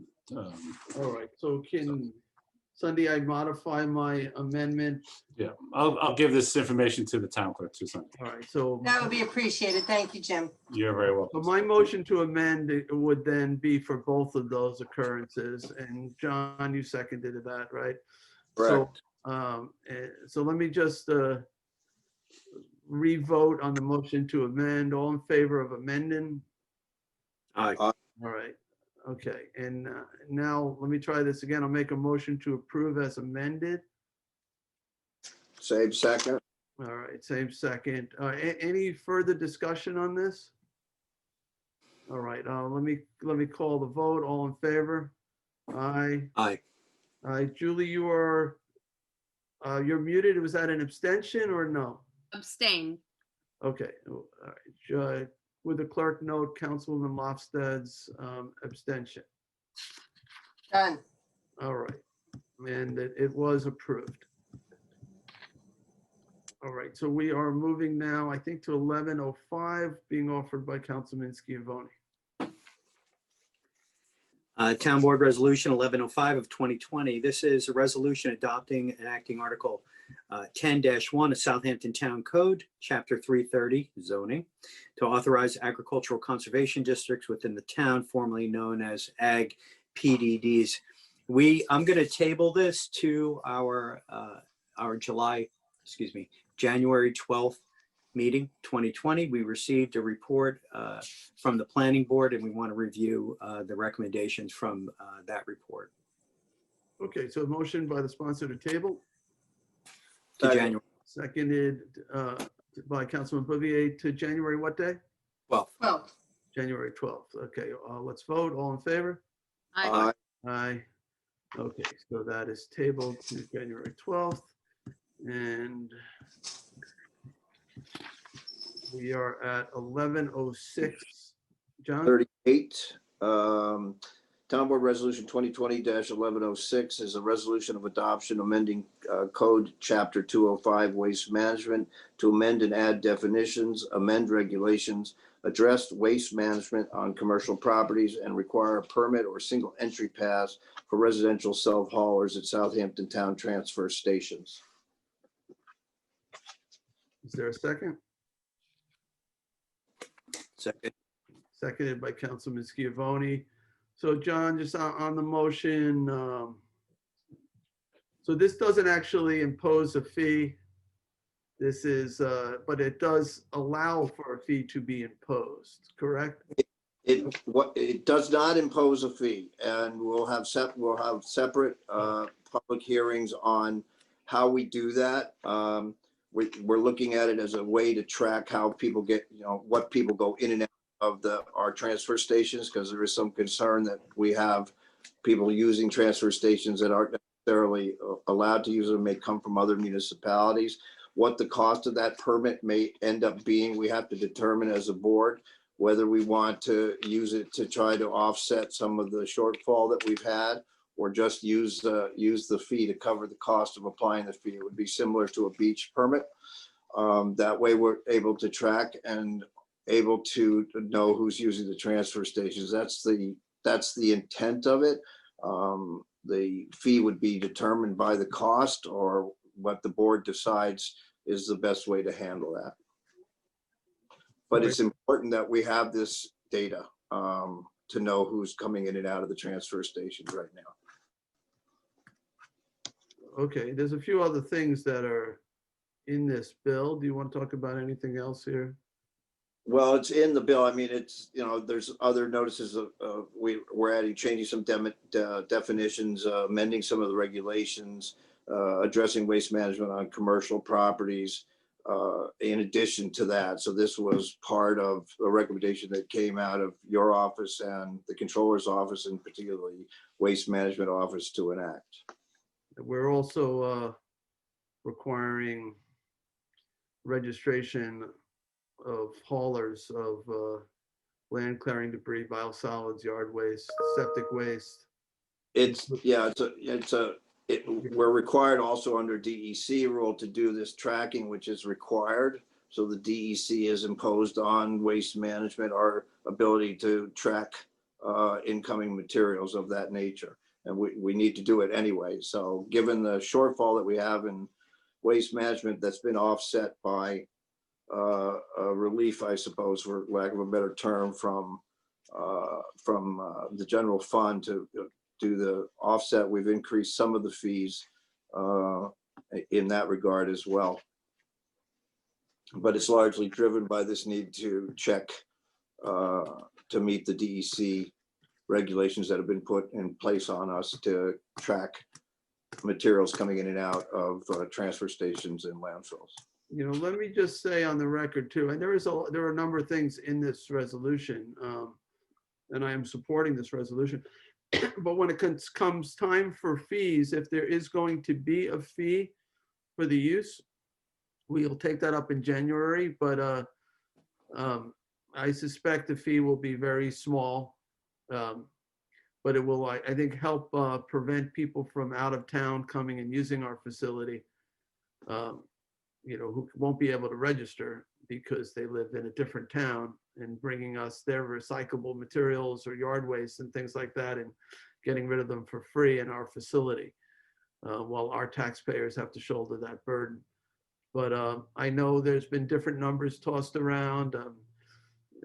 The last I heard was maybe $35 for a yearly registration, and with discounts for seniors and veterans, and maybe even no cost to those who have an economic hardship, such as a enhanced star exemption on their property. Well, we've talked about a lot of different things. I think that's part of the, to gather the input from public hearing in that regard. And yeah, we have looked at ways of offsetting the costs so that there's no burden to people of moderate income, or based on star and heap. And we have that information in town hall. We can discuss that. We could, my goal here is to preserve our ability to continue recycling. As you know, the cost of recycling materials is now costing us money, as opposed to we used to actually get our recycling bought and paid for, and that was part of the enterprise fund that helped us the enterprise work. So we don't have that. But I just want to clarify that the fee that we're talking about here is not a great fee. So if you look at it, we just don't want to. We have to work that out. We don't want to burden any particular segment of the population. We want to continue to encourage recycling, and it may be that the fee that we impose would be the fee that costs us to be able to track people who come in and out, and that would mean the cost of sort of the way beach permits are done in the town of Southampton, where we have, you have to register. Then that fee that's charged for that helps offset the overheads for actually doing that. That's a good point. So with the green bag program, people are paying the cost of having that garbage disposed of. With the recycling, the registration doesn't begin to cover the cost of having that material disposed of. Not a very tiny fraction of it, if anything. So it still will be subsidized, the recycling program. As you say, we're trying to encourage people to recycle, maybe to a minuscule, slightly less of a degree, but by far and large, the cost of disposing those materials will be borne townwide, if that's the policy decision of the town board. But we're not trying to have the registration fee cover the entire cost of disposing of recyclables, not even close. No, it would be somewhere, if we estimate it out, it would be somewhere between $400 and $500 a person, not the fees that we're talking about, which is to cover the overheads of the tracking of people coming into this facility. Right. So there's been a sort of miscommunication, I think, among the community, and also when we go to public hearing, we have an education plan, a proposal to do that, to help people understand the purposes behind this and why this is necessary. The other options that other municipalities are working with right now is to basically eliminate enterprise funds and use a straight tax line to do that. And so a lot of municipalities are struggling with this issue. It seems to us that this is a good solution to talk about. We, as a board, will talk about where our priorities are and set a policy that makes sense going into the future. Also considering that Brookhaven landfill, our closest landfill, is slated to close by 2024, and we have to start anticipating those costs as we go forward. So we could make it a tax line. We could, but I'm worried that could eliminate our ability to recycle, because recycling is no longer taking in revenue. So we don't want to do that. And I think while the Solid Waste Advisory Committee has not expressed an opinion in that regard, I think they all agree that they want to continue recycling, not to burden people and not to excessively burden anyone, particularly of Southampton town residents that are using our waste facility. Julie, you wanted to say something, I thought? Yeah, so when we had last discussed this, some of my concerns were the unintended consequences, such as increased illegal dumping if we put a fee in, also the impact on the financial users. So John, I know that you had spoken about, perhaps a free fee, a free permit for seniors and perhaps people on the HEAP program. I think that's a great idea. Education, I think, is key.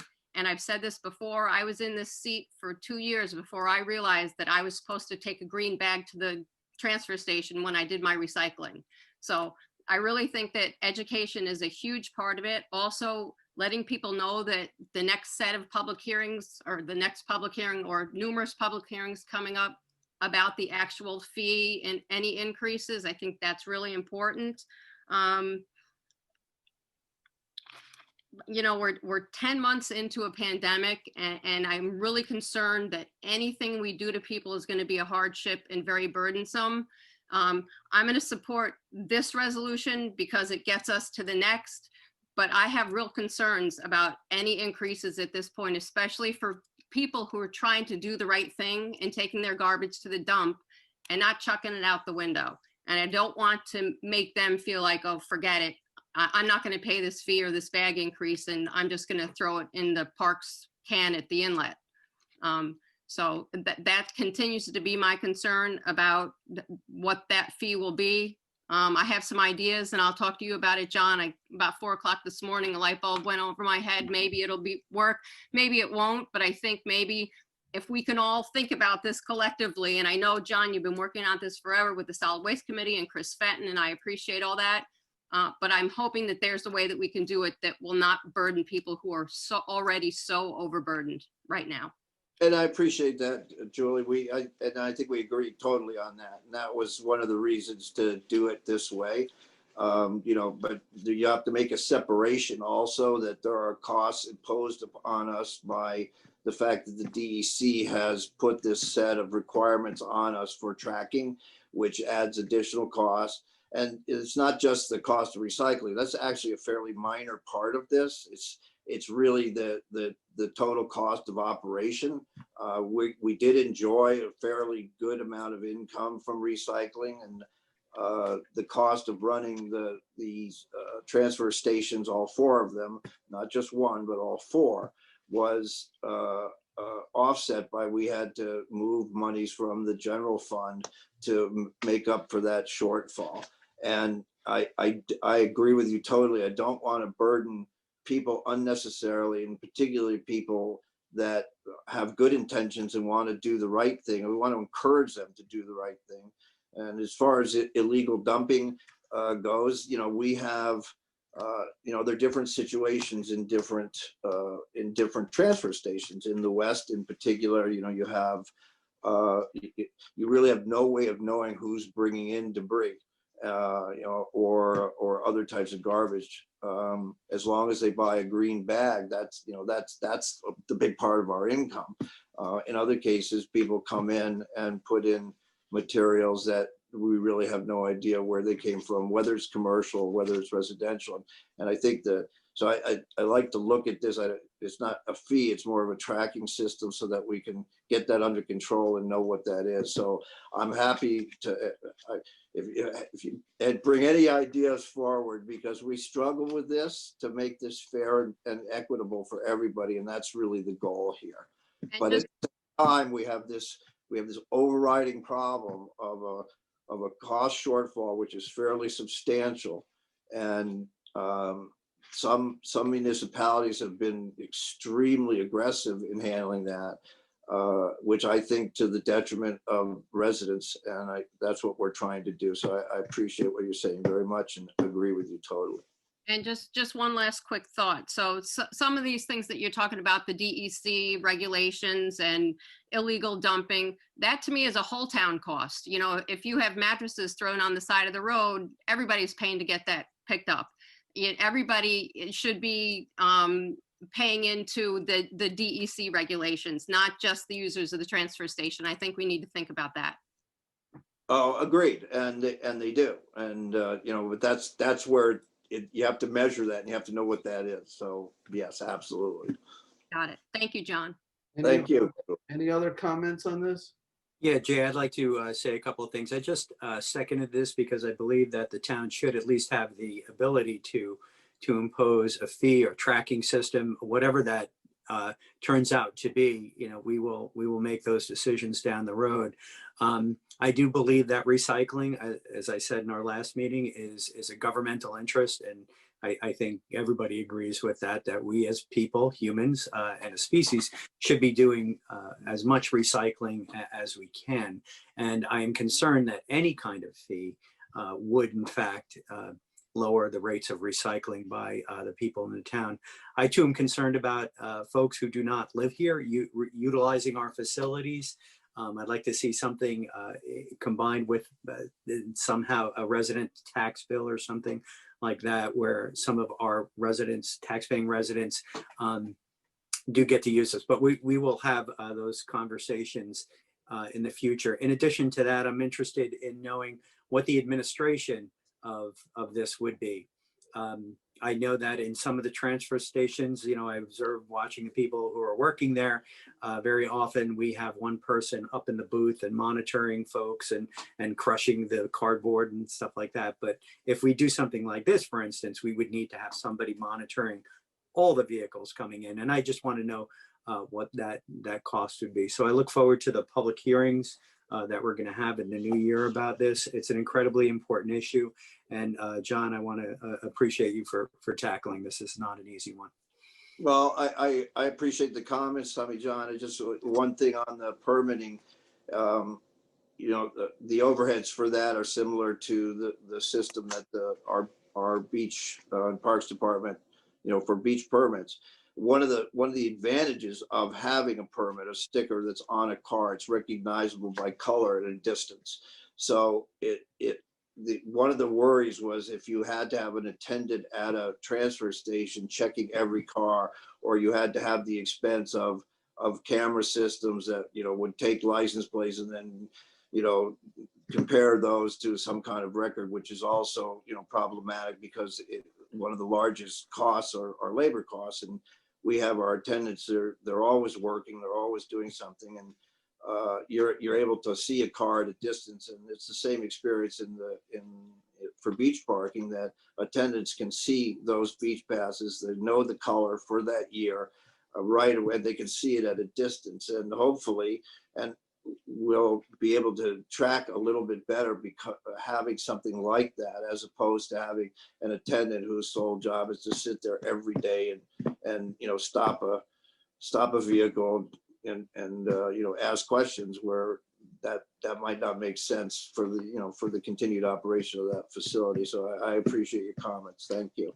Right. Well, this is exactly the conversation that we're going to be having. An attendant that has to go down to the lower level and turn on the machine to crush the bottles and the garbage is no longer looking at the cars. And it's a detail, and it would one that would have to be worked out. Yeah, and that's the purpose for having another public hearing on that, because that actually controls any fee that would be attached to that, not just to offset a shortfall, but to also manage that tracking system. All right, anyone else on this? All right, we had a motion and a second. All in favor? Aye. Aye. Aye. All right, so that is approved.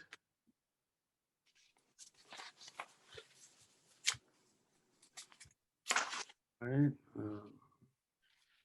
A bit long, sorry. That's okay. Are we up to 1107? Yes. All right, 1107 of 2020 authorizes Community Preservation Fund tax refund pursuant to first-time homebuyers exemption for Brandon Hughes. Second. Seconded by Councilman Schiavone. All in favor? Aye. Aye. Approved. 1108. Authorize Community Preservation Fund tax refund pursuant to the first-time homebuyers exemption for Karen Letterman. Second.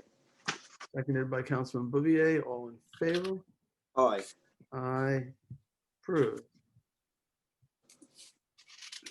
Resolution 1109 of 2020, authorize the adoption of the Suffolk County Multi-Jurisdictional Hazard Mitigation Plan for the town of Southampton. Seconded by Councilman Schiavone. We were going to have a work session on this. Does anybody have any questions or want to speak to this in any way? I got something. Right. There's some things that I thought were interesting. One that I really loved, that we're using guinea hens and purple martins for pest control. I think that's thinking out of the box, and I like that. Ryan, this one might be for you. So it said there were $77 million in flood insurance claims, flood insurance claim dollars, but only 350 properties. Was I reading that right? Like, are these the people who are having floodplain claims that are getting paid? Are they repeat customers? I don't believe they're repeat customers. Dennis is actually our NFIP manager for the town, so I would probably consult with him as to the specifics of those, those numbers or any of the claims or anything like that. Okay. Part of the whole concept of the hazard mitigation plan is to keep there from being repeat customers. Mitigation money is intended. Post Sandy, mitigation money was used to raise different houses up and elevate them so that we didn't see flooding again. So if there are any repeat customers that have flood claims, one of the goals of a plan like this throughout the county, not just our jurisdiction, would be to try and stop those types of repeat occurrences from happening. Generally, the rule is, $1 spent on mitigation yields X number of dollars in savings in terms of, disaster response as we go forward. So that's all these different items that are in there are all intended to try and build up our resilience as a town and as a county. Okay, thanks. I'll check with Dennis. So Ryan, this is a county-wide plan? It's a county-wide plan. There is a Southampton town specific annex. There are also other annexes that are specific to different villages. This is every 5 years we go through this. It's a requirement for us to have the plan. The county contracted with a vendor named Tetra Tech to assist us in the preparation of the plan, which is the same company that has done so previously and worked with the town. They solicit input from all of our different departments and subject matter experts. We also had this out. There was a survey that was developed that was provided out for the community to have access to provide input onto this. I included some of those comments in the brief PowerPoint that I sent to the board as well. So there's a lot of input that went into this and a lot of thought and discussion. And we have projects that are identified. We have projects that we completed from the last plan. And there are some new projects that we've added to our list that we have a goal of trying to complete before the next 5-year, plan adoption occurs. We don't have to complete different things. We can work towards the completion and report milestones when it comes time for the next plan to be reviewed as well, with the understanding that some of these projects are large or require a lot of time or monetary commitment or federal or state funding to help support them. So there are a variety of different little uniquenesses to the different projects that would require to take a long period of time possibly. As our public safety director, you have reviewed the plan, you're comfortable with it and are recommending approval? Yes, without a doubt. And I would thank the help of Chris Fetton in Municipal Works and Frank and all of the other department heads that provided input into the plan. Land management was obviously a significant contributor to our thought process as well. It would not have been able to be accomplished, and our portion of the plan would not have been able to be accomplished without the help of all those individuals. So I just had a question on this, that there was a work session scheduled for this. Is there an urgency for passing this, or do you think it's necessary to have that work session at this point? Unless you guys have additional questions that you would like to address in the work session, I don't have a need with the PowerPoint that I sent out to everyone. Hopefully it gave it a fair enough overview of the plan. As far as an urgency to adopt, would probably put off if we had to, but they ran behind schedule, the county, on the creation of this plan and the updating of the plan to begin with. So I believe there is a bit of a sense of urgency to try and get all of the ducks lined up on this one and get the plan passed now that they have federal authorization to do so. Yeah, I personally don't have any questions. I just, as a matter of record, I just wanted to ask that question. All right, anyone else? Is the board comfortable with moving forward? Yeah, I think the PowerPoint was sufficient, I think, Ryan. Thank you. All right, so we have a motion and a second. So I'll call the vote. All in favor? Aye. All right, it's unanimous. All right. Thank you all. Approved. Thank you, Ryan. All right, we're going to go on to resolution 1110 of 2020. This sets the town board meeting dates for 2021. Do I have a second? Second. Seconded by Councilman Martell, was it? Yeah. Yes. All right, all in favor? Well, should I say any discussion? Everybody okay with it? All right, all in favor? How many of these are going to be virtual? I can't tell you right now. All right, I called the vote. It was unanimous, Sunday. Thank you. I'm sorry, I couldn't hear earlier. The prior resolution, the second on that one? Oh, that was on the all hazard mitigation plan. Who seconded? Yes. Who was That the was me. second? That was Thank you. Councilman Giovanni. Thank you. All right. All right. And we just did 1110. All right, we're at resolution 1111 of 2020. Accepts resignation of a court officer in Justice Court. Second. Seconded by, was that Councilman Martell again? Yes. Yes, okay, seconded by Councilman Martell. All in favor? Aye. Aye. Approved. 1112 of 2020 accepts retirement of John Julian, labor crew leader in waste management. Second. Seconded by Councilman Bouvier. All And in our favor? very best wishes to John in his future. Absolutely. All in favor? Aye. Aye. Approved. Yes. Thank you, John, for your service to the town, and best of luck in your retirement. 1113 of 2020 is the 2020 part-time salaries. Second. Seconded by Councilwoman Lofstad. All in favor? Aye. Aye. Approved.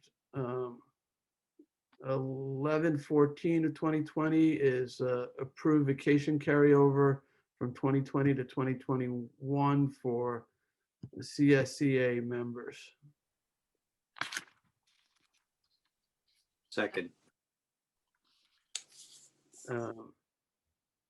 Okay, seconded by, was that Councilman Scavone? Yes. Okay, all in favor? Aye. Aye. Aye. Approved.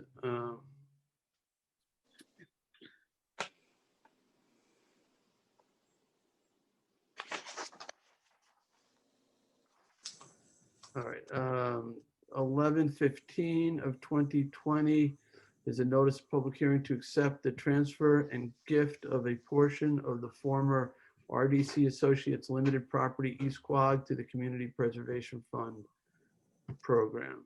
And the hearing would be January 12th of 2021. Seconded by Councilman Lofstad. All in favor? Aye. Aye. Approved.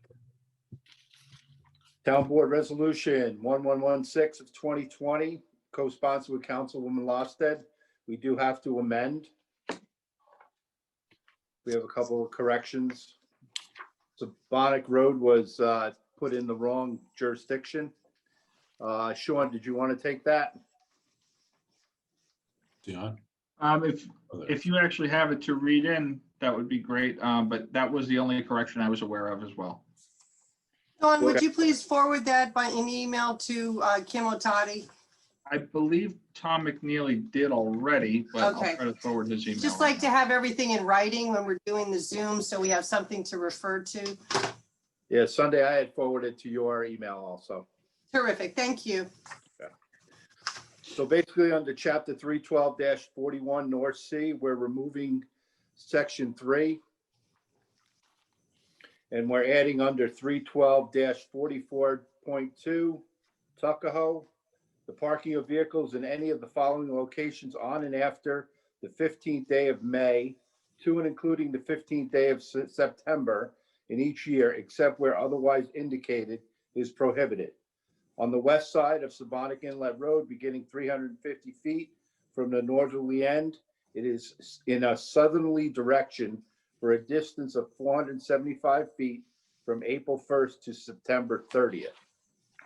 And that's the change on that one. That's a lot. Did you It's leave not- it? Did you change anything to having to do with, was it Town Point Road, or is that still as proposed to? No, they added, I think approximately 300 more feet of public parking. Oh, okay. Oh, that's good. All right, but how do we want to, you want to make a motion to amend it? I just want to make sure that Sunday and the board is aware of the amendments. Right. It's the only change really is under the, it's not in North Sea, it's in Tuckahoe. That's Yeah, it's essentially. the big change, right? I Right, believe, the Sean, wording- you just forwarded that to me, correct? The wording, the paragraph 3 stays the same. It's just that it's moved to its own subtitle of Tuckahoe instead of North Sea. That's Right. All right, but that's going to change the numbering too, so that becomes what, 312-42, and then, or where are we going to put it? Or is it 43? It would have to be 43. 43. Yeah. All right, 312-43. Okay, that's not a big deal. All right, so Rick is making a motion to amend to move that provision on, was it on Sabonic Road? Yes. Sabonic Inlet Road to its own subsection, 312-43. Second? All right, That's not what I, okay. all right, seconded by Councilwoman Lofstad. Sunday, you don't understand that? Well, no, I just received something. Maybe I'm looking at the first version and I have to look at the second. I can't look at all of these things at the same time. So that's why I'm asking for it in writing, because we want to make sure we get it right. Sunday, there's actually two resolutions in a row that we're changing, so you Okay. might have them backwards. Okay, well, yeah, I can only look at one at a time. So So, Kim and I will figure it out. We just, On- we have on- it in writing. anything in red is being removed and the yellow is being added. Okay, terrific. Thank you. Color coded. All right, so right now, though, the resolution I believe we're going to be voting, right now we're voting to amend is just to take under 312-141 North C, Section 3. We're going to pull that out into its own new section, 312-43. And then we're going to change the number 4 in that section, the Town Point one, to make it a number 3. All right? Correct. All right, then that's it, right, Jim? Yes. That That's well, correct. There's a motion to Wait. amend. Wait a Hold second. It does that exact same thing again later in the local law. I just want to make sure that we have the right thing here. 3, 4, 7. You mean the next one? Yes, because this is local law 312, Article 10. The first one was Article 7. So it's the same change with Sabonic Inlet Road. That's the next resolution. That's a different resolution, Jim. Oh, okay. I'm sorry. Yeah, okay, my apologies. I don't have titles on my printouts. All right, so we have a motion and a second to amend. All in favor? Aye. And the second on the amendment? Hold on, all right, who's seconding the amendment? Thank you. Julie, Okay, so the motion to amend is Councilman Martell. The second is Councilwoman Lofstad. And now that I called the vote, but I didn't see it all. So this is a vote on amending the resolution. All in favor? I'm going to recall it. Aye. I don't see Councilman Scavone. All right, there's Councilman. And this is for a public hearing, right? This is for a public hearing? Yeah. Yes. Well, right now, this is just a So vote. we will on have amending this the in resolution. writing before the public hearing. Right. That was just a vote, not even to set the public hearing, but to amend the resolution. Right, and then we're heading to the, right. Yeah, so now this one is going to be a motion to approve even know where the we amended are. resolution. So Councilman Martell, you're going to make a Okay, motion? Town Board Resolution 1117 of 2020. We're going to amend that one also. Wait, hold on, we're not there yet. God, this is We getting- still need a motion to approve as amended. I'm Council- sorry. All right, so Councilman Martell, you're going to make that motion? Yes, please. And who wants to second that? Councilwoman Lofstad. All right. All right, we have a motion and a second. Any discussion? Just to set a public hearing, the hearing will be on January 12th at 1 PM. Don't be surprised if we keep that one open to get more comment on this, but that'll be a decision we make next year. So, okay, we have a motion and a second to set a hearing at 1 PM, January 12th. All right, all in favor? Aye. Aye. Okay, so that was approved. All right, now Councilman Martell, you need. All to- right, let's try next this one. again. Town Board Resolution 1117 of 2020, co-sponsored with Councilwoman Lofstad. We have to amend that one also. In the same way? Yes. So under North C, Section B, we have to remove that. Okay, we want to create a section 9 that says Tuckahoe? No, we're going to move that into Section 3, subsection B. I see. Okay, because there already is a Tuckahoe section. Right, You're adding a B under 3. right. We're adding B under 3, and it will be composed of the B under 8. 8B, right? Okay. And we're 8B gonna becomes change 3B. 8B becomes 3B. Right, and 8C becomes 8B. Yes. Yes, that's correct. Okay, so Councilman Martell's make a motion to amend, and Councilwoman Lofstad is seconding the motion to amend. All in favor? Aye. Aye.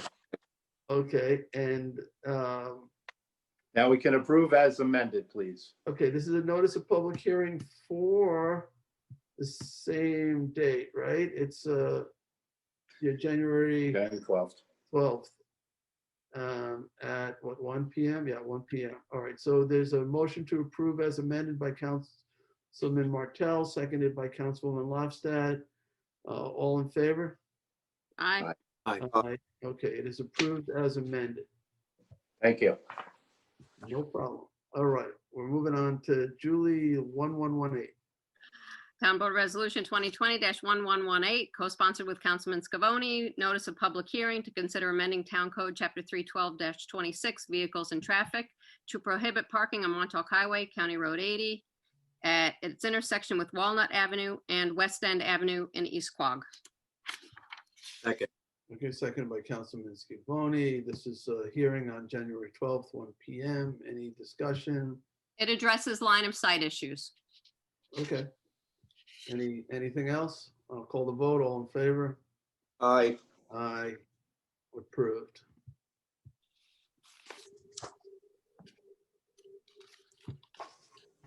All right, we are at 1119 of 2020.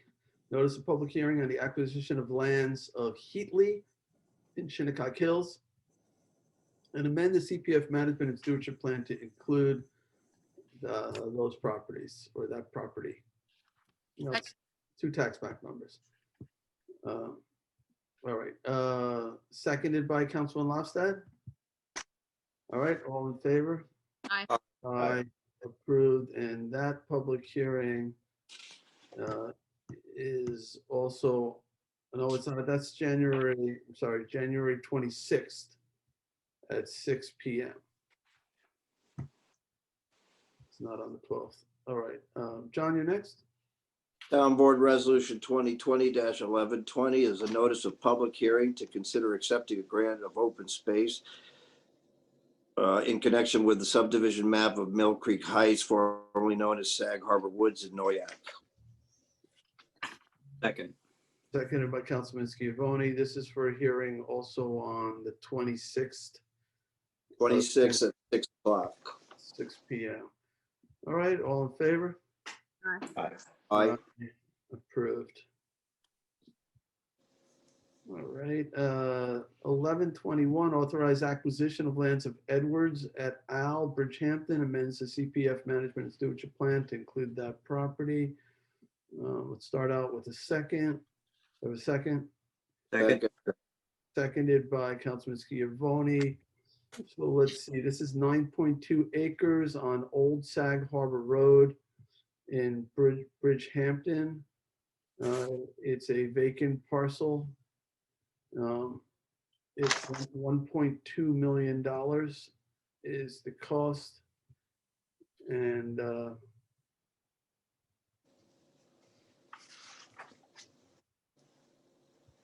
it's designated in the Eastern GIS area of the Community Preservation Project Plan. Stretch of the South Fork Pine Barrens that includes glacial forested knolls and kettles and fabled Camps Pond region where the endangered tiger salamander still survives, critical aquifer recharge area. The Eastern GIS lands are crucial to the future quality and well-being of the town. I'm just reading from the resolution. So, all right, so we have a motion and a second. Any discussion? All in favor? Aye. Aye. Approved. Town, we're up to 22. I think it's still me. 1122 of 2020 authorizes acquisition of lands of the estate of Vivian Culver, West Hampton, amending the CPF management and stewardship plan to include the property. This is a $600,000 acquisition. It's designated in the Village and Hamlet Greens Parks Recreation Open Space Target Preservation Area of the CPF plan. See if I can find the size. 1.7 acres, not to exceed 600,000. Yeah, 1.7 acres on Baycrest Avenue in West Hampton. All right, so we had a motion and a second. Any discussion? All in favor? Aye. Aye. Approved. Town Board Resolution 2020-1123 to recall and amend Resolution 219-982 road review application for Vincenzo and Angela Fabio, Situate, East Quogue is accepted. Second. seconded by Councilwoman Lofstad. Any discussion? All right, Aye. all in favor? Aye. Sorry. All right, so Town Board Resolution 2020-1124 is to recall and amend Town Board Resolution 2020-996. Accept a TDR grant of conservation easement from Blair K. Gaza for property to be maintained as open space located at West Hampton, Suffolk County Tax Map 900-329-1-4.1 pursuant to Southampton Town Code, Chapter 244-4, obtaining a development right certificate, and Chapter 247 of the General Municipal Law of the State of New York. Second, seconded by Councilwoman Lofstad. All in favor? aye. Rick, you voting? Okay. All right, that was approved. Town Board Resolution, I'm sorry, it's yours, Jay. All right, no problem, John. 1125 of 2020, co-sponsored with you, Councilman Bouvier and Councilman Martell and Councilman Scavone. This is battery energy storage systems regulations, commence secret, coordinate lead agency. Now, is that, hold on a second.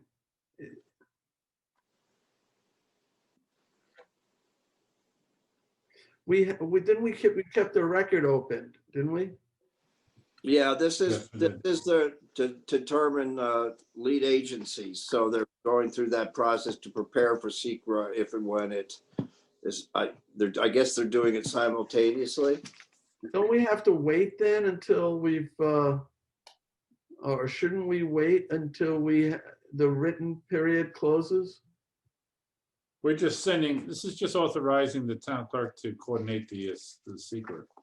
It's directs the town clerk to forward the expanded environmental assessment forms to all involved agencies. I don't think it was on. That's all this is doing. It's just what was on today. We held a hearing on battery energy storage regulations, and we closed the hearing but left the written record open.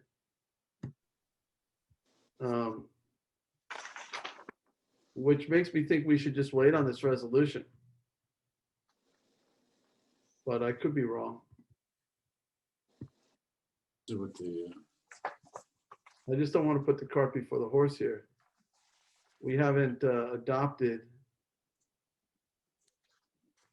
Or maybe we need to do. Yeah, you wouldn't be adopting anything until you do your secret. So this is just a step in the process. Okay. Yeah. It seems to me that you could go simultaneously. Yeah, well, right? you have to, quite frankly. All right. So we actually won't be able to adopt the other until this is complete. Right. You're gonna coordinate the secret, and then you make a secret determination, and then you accept this board will make the secret determination and then make a decision on the actual. And this is just for involved and interested agencies.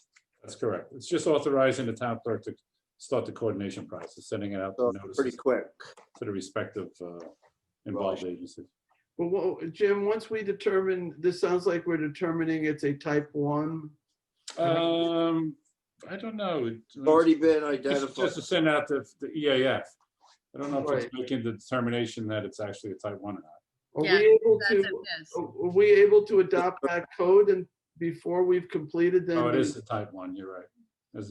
But are we able to then adopt the battery storage code, or we have to wait till secret is complete?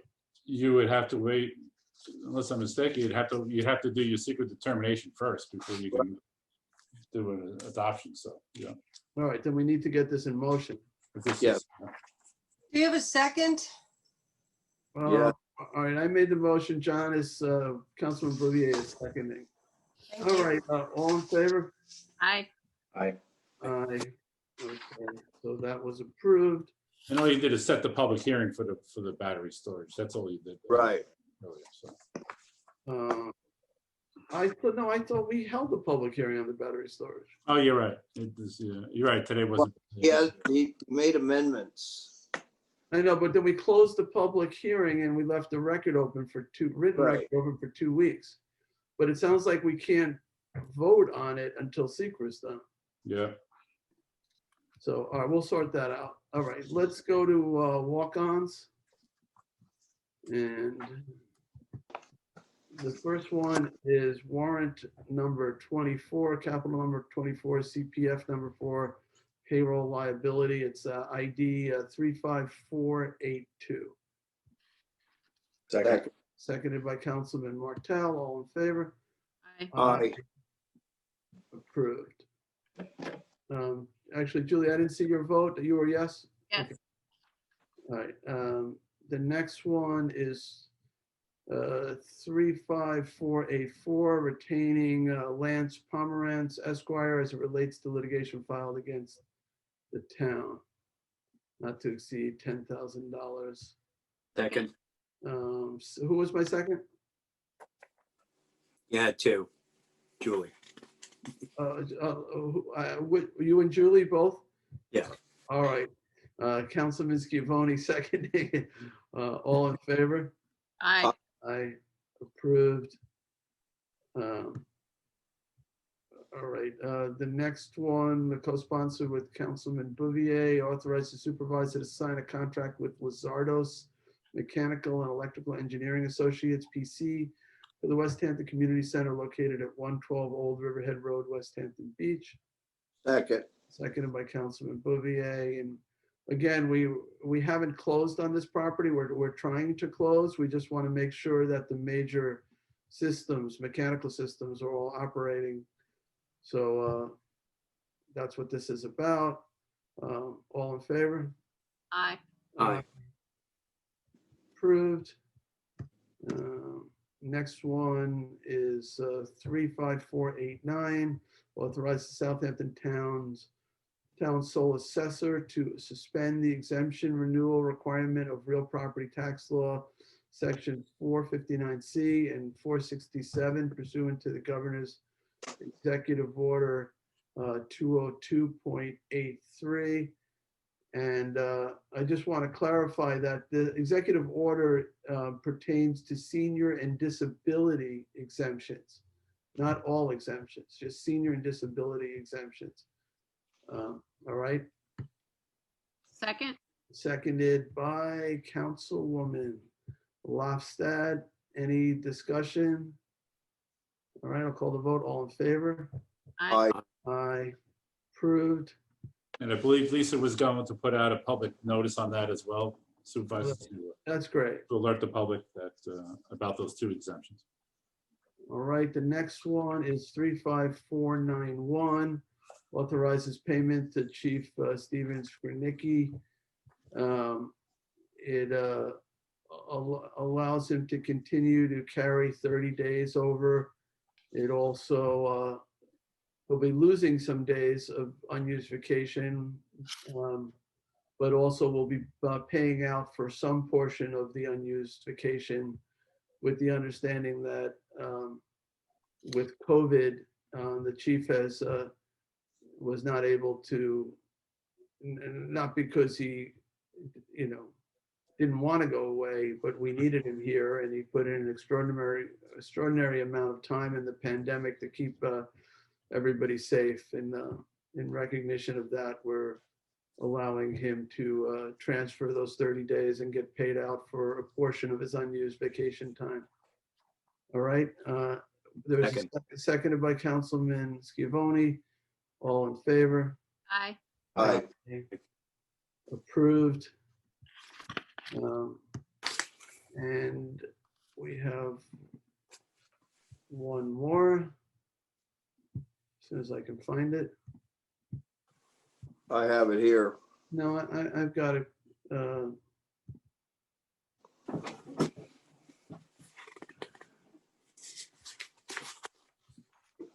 least I thought I did.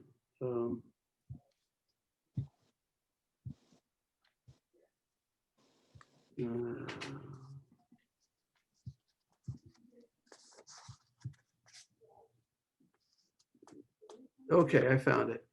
All right, so this is resolution 35492. This is a notice of public hearing to consider deleting Town Code 330-167B3 in connection with the Zoning Board of Appeals authority to approve a change in a non-conforming use and enact Town Code 330-185-1 to have this review conducted by the town board. It would set a hearing for toward the end of January, January 26, 2021, 6 p.m. I'll be happy to explain this, but I need a second first. Second. Seconded by Councilman Bouvier. So this has sort of troubled me for some time, this provision, when I first became aware that you can change from one non-conforming use to another should the zoning board decide that they like the new use better. I mean, zoning board's a great board and it's an appointed board. It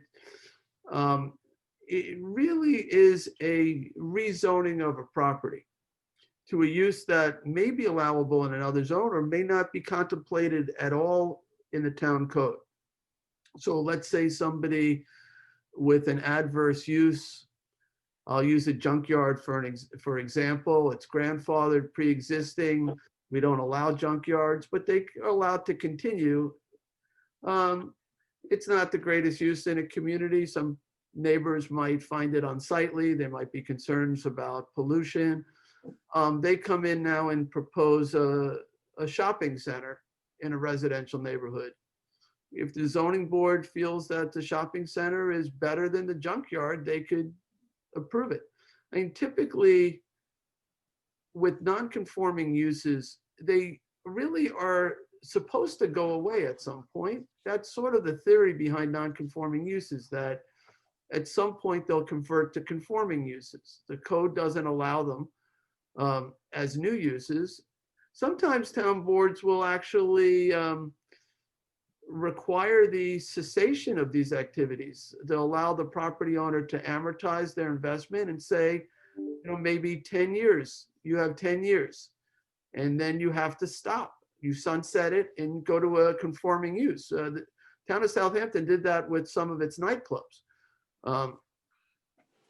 And we've discussed that with other types of uses that we thought had, certain concerns. So this is kind of an unusual animal. It basically allows the creation of a permanent new use if the zoning board says it's okay, even a use that may not be contemplated in the town code. If it was a use in another zone, they potentially could just come for a zone change, in which case they'd come to the town board. Zoning board doesn't have the power to do zone changes. When we consider a zone change, we have a two-step process, as you know, and it also gets referred to the Suffolk County Planning Commission. And if they issue a negative opinion, then we have to do a supermajority vote just to override it. So we are the board that's empowered. We're the ones given zoning powers, and we've delegated certain decisions to the zoning board. But this to me is a zone change. It really is better suited for the town board. We are accountable in a different way to the public than the zoning board is. We are elected. We have to go back every 2 or 4 years and ask them to keep us, working in our jobs. There's a lot more, I feel, oversight at the town board level. And I believe under state law, we're the ones given zoning authority. So I think this provision is improperly placed.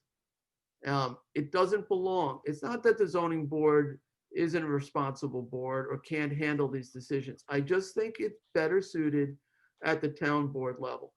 And so what this law would do is would shift it over, and any applications pending before the zoning board, and I know of at least 2 that use this provision,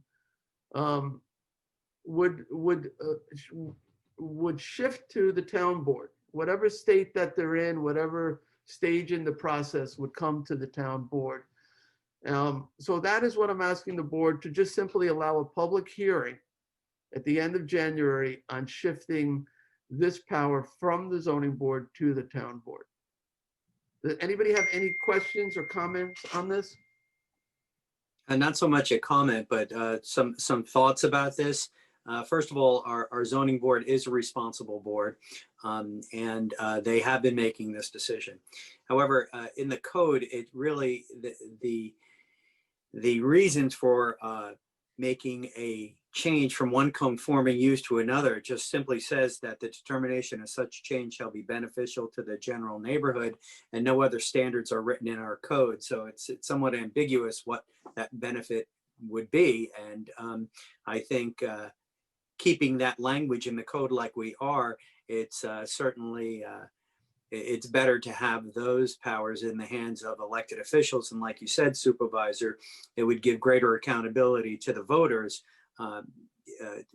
if it were the town board to make such decisions. In other words, we'd have to go back out and explain what we did and why we did it. Some of these things, some of these decisions make significant changes within our community, both locally and town-wide. So I support this. I think it's good public policy.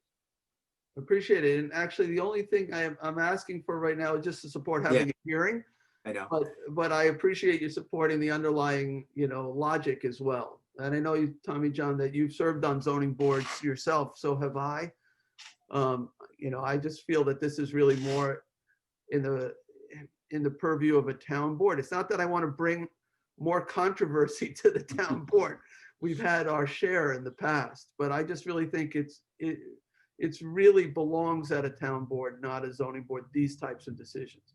But anyone else on this? Yeah, I totally agree with it. And I'll echo Councilman Scavoni's words. I think there are specific applications that absolutely belong in front of the town board in these cases, particularly some of the ones that affect communities so locally in those decisions.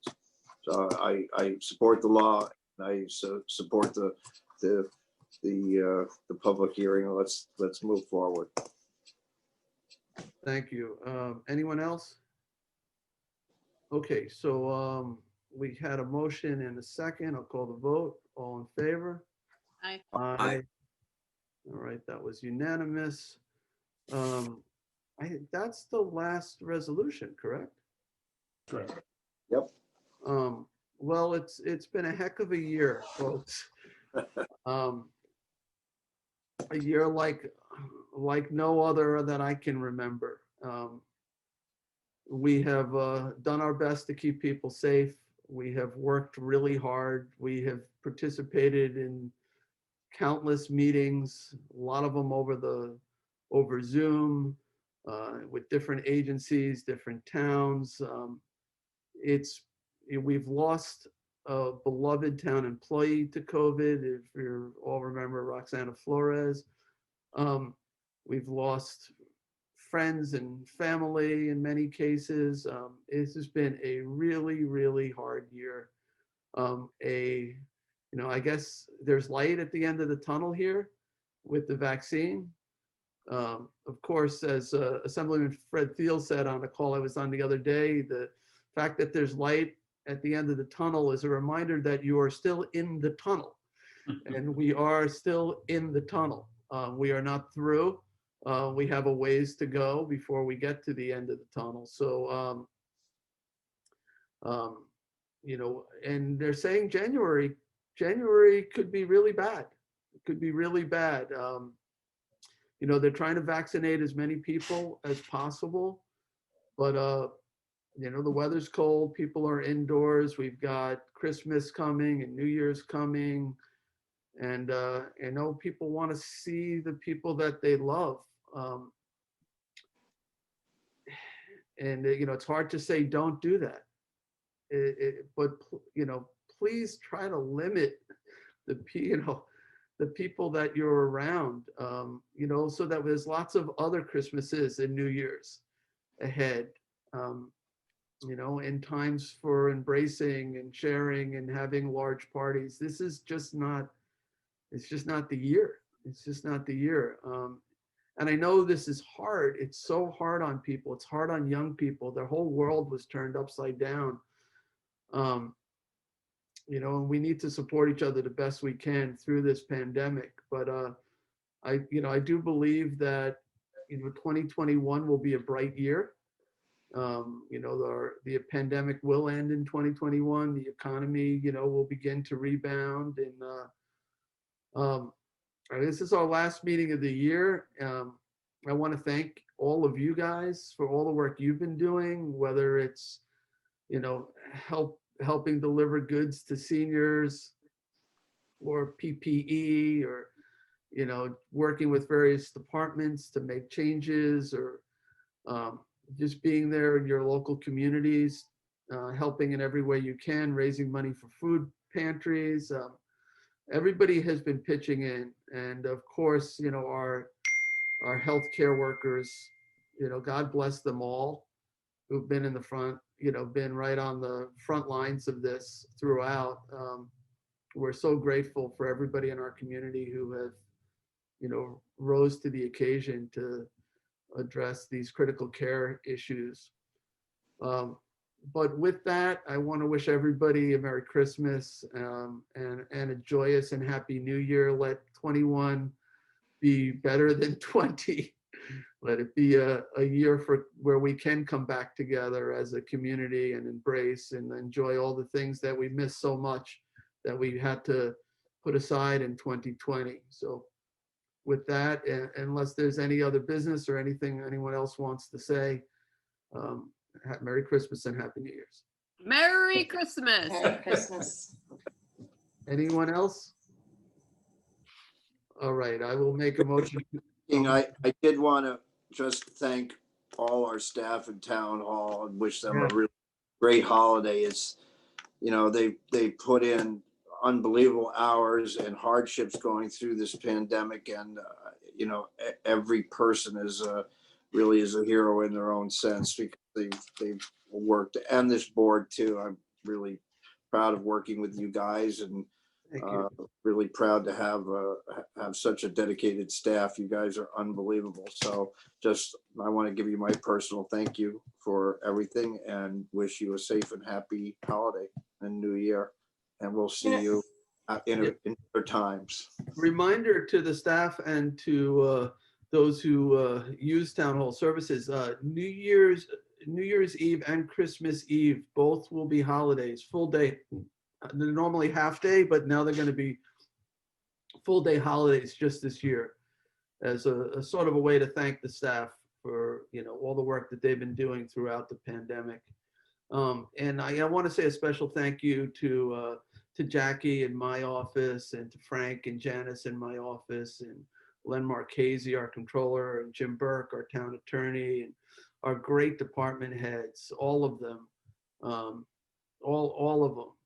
For doing such a great job all year to deliver services to our community. They've worked hard, and we really appreciate their efforts.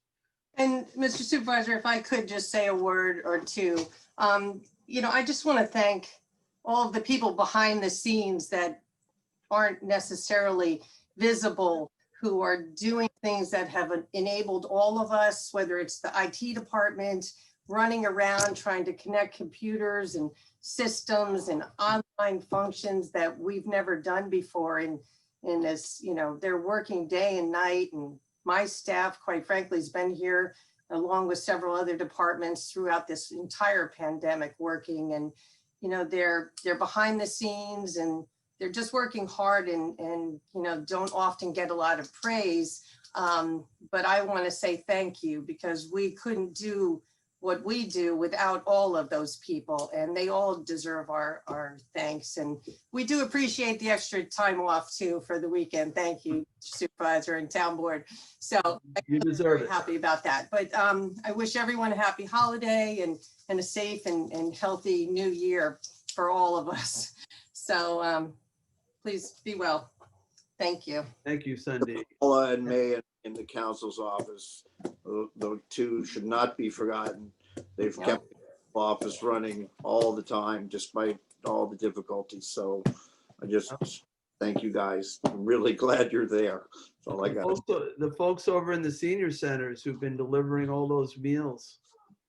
There's endless names. It's hard to name people because quite often you leave people out and they get you know, how come we weren't recognized too? So To all of them. broad for myself.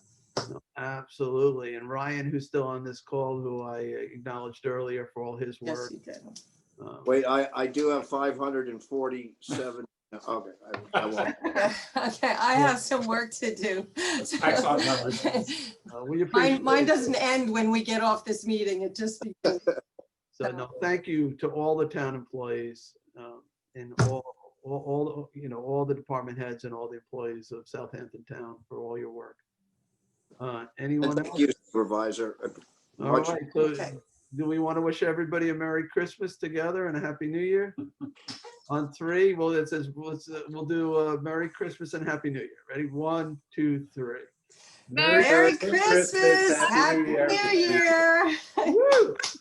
All right, I'm gonna make a motion to adjourn. Second. Seconded by Councilman Bouvier. All in favor? Aye. Aye. Safe, everyone. Bye, Take care, everyone. Bye.